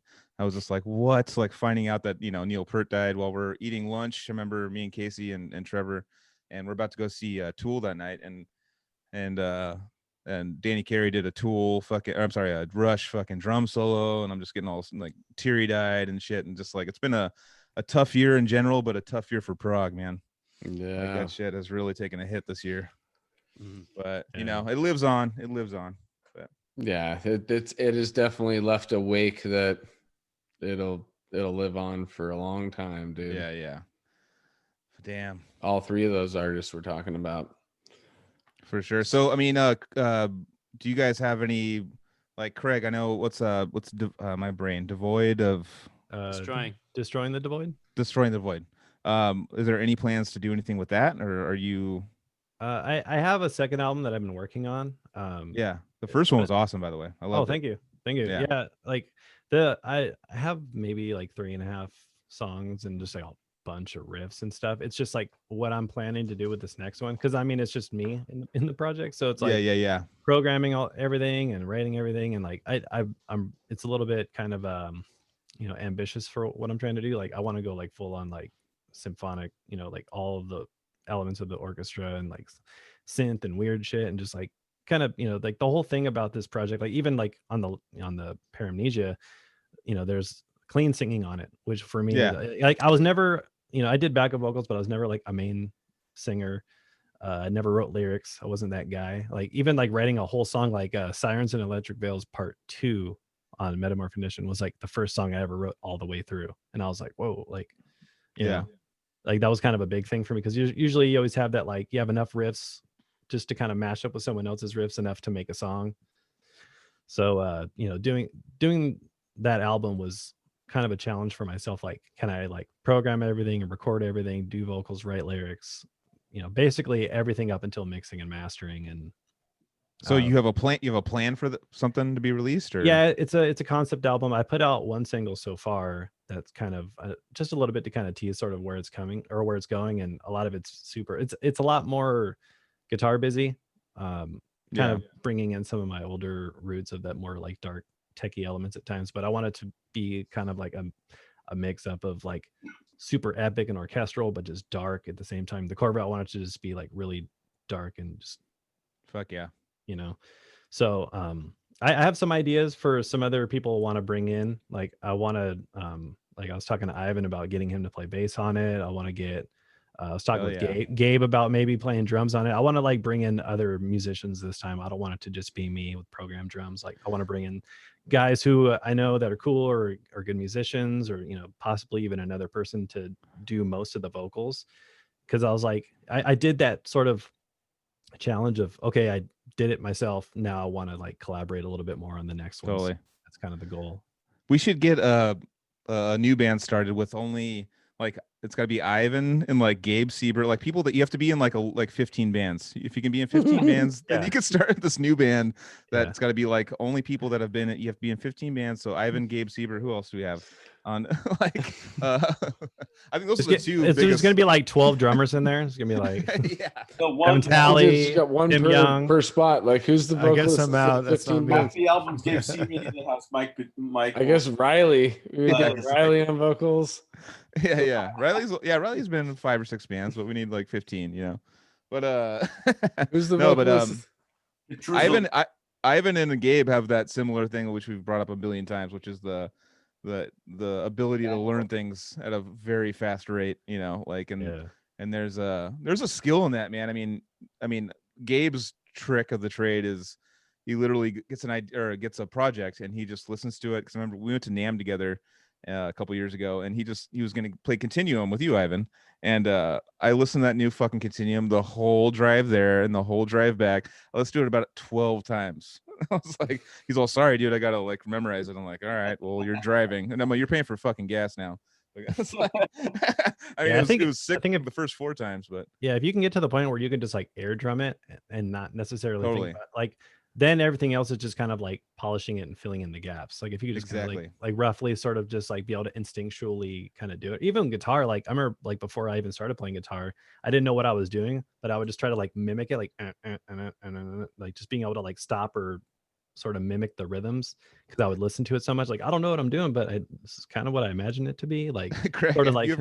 Have you ever judged people's air guitaring when they're air guitaring a song? You're like, oh, you're way off, dude. No, but Chuck Billy is the master at air guitar. Really?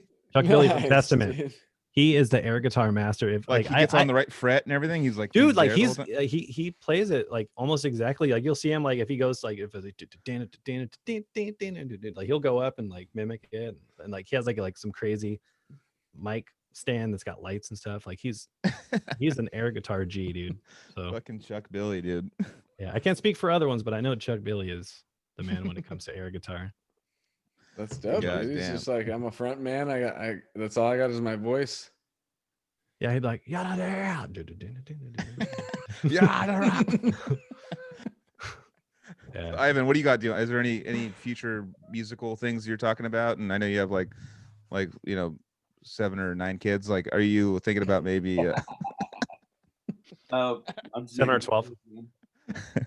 No, I'm just kidding. Yeah, besides doing Craig was talking to me about doing the Destroying the Devoid shit, but yeah, besides that, doing the new Archaic album. Oh, fuck yeah. Okay. Yeah. And then Jared was telling me about that. Darren just hit me up about doing the new Eschaton album. Nice. Fucking weird and crazy and shit. That's it. You writing any of your own shit that's just like miscellaneous stuff? Got another gore grind project that I'm gonna be doing soon. Got a bunch of songs.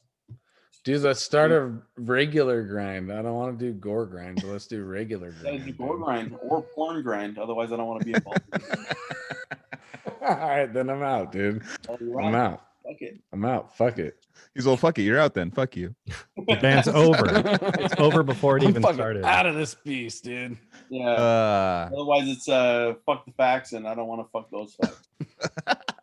You know what's funny is that he's talking about grind right now. He told me to watch this documentary on grind. You motherfucker. And the fucking one of the main interviewers was the singer of Fuck the Facts, and I was just laughing. Anytime she came on, I just started laughing, thinking about you the whole time. I was like, I thought you were just gonna come on and talk shit about grindcore again. I was gonna be like, fuck, I gotta debate this shit with you again, motherfucker.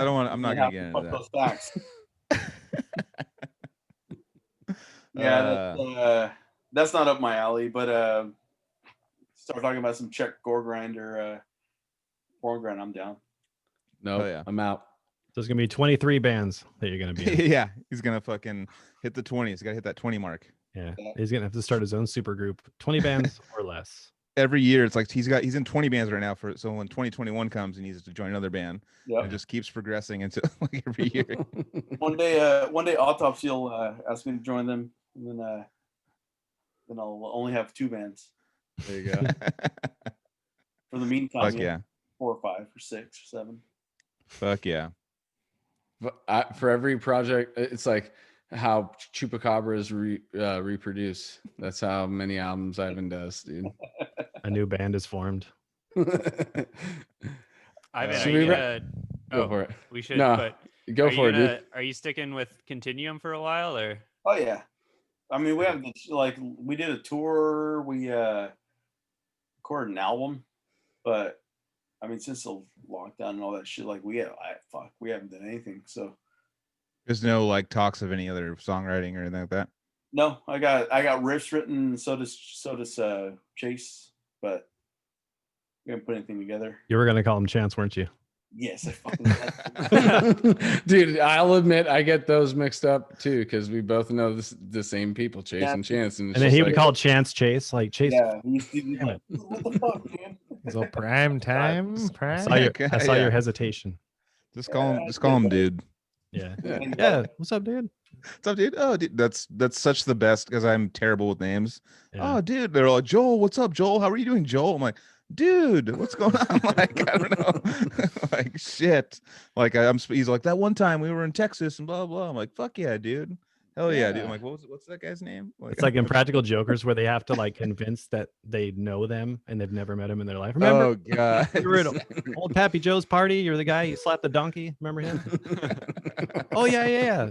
And then he win. When people admit that, it's like I saw that funny Jimmy Kimmel sketch where they went to go to Coachella and they're like, dude, are you here to check out Lappy's fucking DeGangelo? And they're like, oh, dude, I like their first album, like blah blah. Like they start going in about their discography, like all these like hipsters with like their fucking weird clothes on. They're like, oh yeah, but the new album, I'm not really that into and stuff, and like blah blah. And like they're just like, and they're like, okay, cool. Dude. They just look at the camera like they're just lying just to fit in. It's like when someone asks you about a movie, like, have you seen that movie? Subconsciously, you don't want them to say like, what, you haven't seen that movie, so you lie and you're like, yeah, I've seen that movie, like that was a good movie with the guy in it, like the one with the dude that does the thing. Talk about too many details. Yeah. Then you get the movie buff who starts to ask you the real questions, and then you're it's like, I forget, it's been a long time, dude. He's like, well, it came out this year. It's like, yeah, well, I mean, you said you saw it though, right? Yeah, John Slorgenberg, right? Yeah, Michael Bay directed it. No, he did not. Shit. Well, fuck yeah, guys. Yeah, it's about that time. I think we should wrap it up because I think we already talked that there's going to be a part 3 at some point in the future with all of you guys. So damn. Yeah. We're gonna try and work it out to where we can get the full fucking band after a little bit after the album's been out. Yeah. So again, the new Deeds comes out tomorrow officially. Tomorrow, Nucleus. Or today. When everyone's watching it should be. Oh, today? Well, East Coast is already out today when they watch this. Totally. Yeah. Actually, on Spotify, it should be out right now because Spotify releases it at 9 a.m. or 9 p.m. 9 p.m. I ordered the T-shirt, but it didn't make it. For the show. I got the sweatshirt, dog. Nice. It is. No, it's not out yet on Spotify, but yeah, it'll be out soon tomorrow. It's on totally. YouTube, right? It's like the yeah. And this will be out on the YouTube, Apple Podcasts tomorrow, the same day, which is today, tomorrow. We're pre-pods, so it's like, yeah. In a few hours, it'll actually be tomorrow. So yeah, it was so cool watching that like early stream of the album because it like shows each song who's singing on it and who does guest vocals, and like that was so cool for me. That's a smart. Wow. That's it shows like a little really who's amazing. Singing on it at the bottom. Yeah, kind of like you're like, oh shit, like brings an excitement to each song on that YouTube video. Like, oh shit, what the fuck, Luke LeMay's on this song, Corpse Crackers on. That was a smart move. I think especially for everyone who saw all the guest vocalists that are on there, there's just kind of like you're left to your imagination, like, well, what's it going to sound like? Well, what's the music going to sound like? So there's just kind of like, I think. And there's some people that have no idea that there's a bunch of guests, and they see that video, and it's just like it's because I knew you had guests, but I wasn't like, I didn't have the list in front of me. And then I saw Luke LeMay and I was like, I didn't know he was on this shit. And immediately, you know, my fucking nerd death metal brain was like, I need to break this shit down, you know? So it's going to be awesome, man. Matt too, not even just guest vocals. Matt Sotelo Totally. shredded on it on Nucleus. Yeah, he showed me. Yeah. Oh, he did Definitely. guest vocals on it too? No, he did a guest solo at the end. Oh, guest solo. Yeah. Was that which song was Matt on again? It was Nucleus, the one that we did the music video for. Oh, that's right. Oh, that's right. That's right. Yeah, you can see him playing at the end. Yeah, for sure. Yeah. It was really cool having him on there too, because I know he's huge Deeds fan and just. Oh man, I grew up listening to his stuff, and you know, so it was cool having him on there too and doing definitely. Yeah. Well, dude. fuck yeah, guys. Once again, I was just gonna say I was really honored to be on that shit. I'm glad that I. Oh yeah, Anthony Trapani was on that. Trapani. A-Trap dropping it. A-Trap was dropping some dude. fucking rhymes. A-Trap, Cali Death Podcast. What's up? He's all, yeah, dude. No, it's really cool that I finally get to be on something with you, Craig, and another thing with you, Ivan. Yeah, man. More projects, dude. And maybe we'll resurrect. We'll fucking keep beating on DK to get Carnivorous going for a 2022 release, dude. Yeah, and you guys killed it on this new Deeds album. Like, oh, thanks, man. Nothing but most respect, definitely, man. dude. I've thoroughly enjoyed it, and I can't wait to blast it more. I've listened to it like twice. It's just so sick. You guys paid homage to the legacy of Deeds. Yeah, man. We just tried to. Ever since day one, it's just always was to try to make Eric proud. You know, like even like when he first asked me to join, I was like, I already had like stuff that was Deeds riffs that I never got to use, like stuff that I wrote that they would be like, hey, that sounds too Deeds. So like I remember like when Eric asked me, I was like, well, I already got some stuff ready to go. So it was always just to you know make him down with it. I think that Eric would be more than proud of this final product, dude. I think so too. It was an emotional roller coaster listening to it genuinely for me, and I think that a lot of people are catching that as well. So I think it's perfect, dude. I think it's the best thing. Yeah, just hope people enjoy it. Yeah, that's all you can hope. Fuck yeah! All right, guys. All right, guys. Well, this is end of episode 9 and episode 10. I think we're gonna be doing an Odious Mortem episode, if I'm not mistaken, guys. Right? Yeah, we got the old guys. We finally. Yeah, we're gonna bring back everybody from. We're gonna bring back David Siskin and fucking Dan Eggers, and we're gonna go down that fucking route and take you guys down that memory lane. So nice. Yeah, dude. Fuck yeah. I'm glad that you guys are sticking to it. Like it, subscribe it, do all that shit. Tell your friends. Thanks for sticking with us. Fuck yeah, dude. Where can they get the new Deeds album and the new merch and all that? How can they support on the Deeds of Flesh? What is the website? deedsofleshmetal.com, and then indie merch, you know, just go on there and anything you can do to support the band. And the live stream. Well, I mean, oh yeah. We're doing as you watch this, it'll if you watch it in the morning. Yeah, we're live streaming on our Facebook. We're gonna be just kind of listening to the record and just hanging out. Talking to people on what's Friday? the Pacific Standard Time? 4 p.m. Pacific time. 4 p.m. Nice. On So Friday, December 11th. Yep. So 4 p.m. Pacific. We're gonna be doing a online live stream CD release hangout, just listening to the songs and ask the questions. Win a fucking win a package of win digital downloads of the album. Nice. Maybe even a full bundle. That's awesome, dude. If you're lucky. Super. I already bought my full bundle. I got my sweatshirt. I got my t-shirt. I got my. Boom. Well, then you're not gonna win it. I'm gonna try to win it again, and I'll throw the second bundle in the garbage. Here, I'll do my own giveaway. How about that? No, dude, just give it to Trevor, dude. I'll just give it to Trevor. Yeah. But no, fuck yeah, guys. Love you guys. Thanks for coming on, dude. I really appreciate you guys showing time. Yeah, this was awesome. Stick around for a second. We'll say the real goodbye in a minute. But thanks to everybody who's checked it out and is here with us. We'll see you next time. Yeah.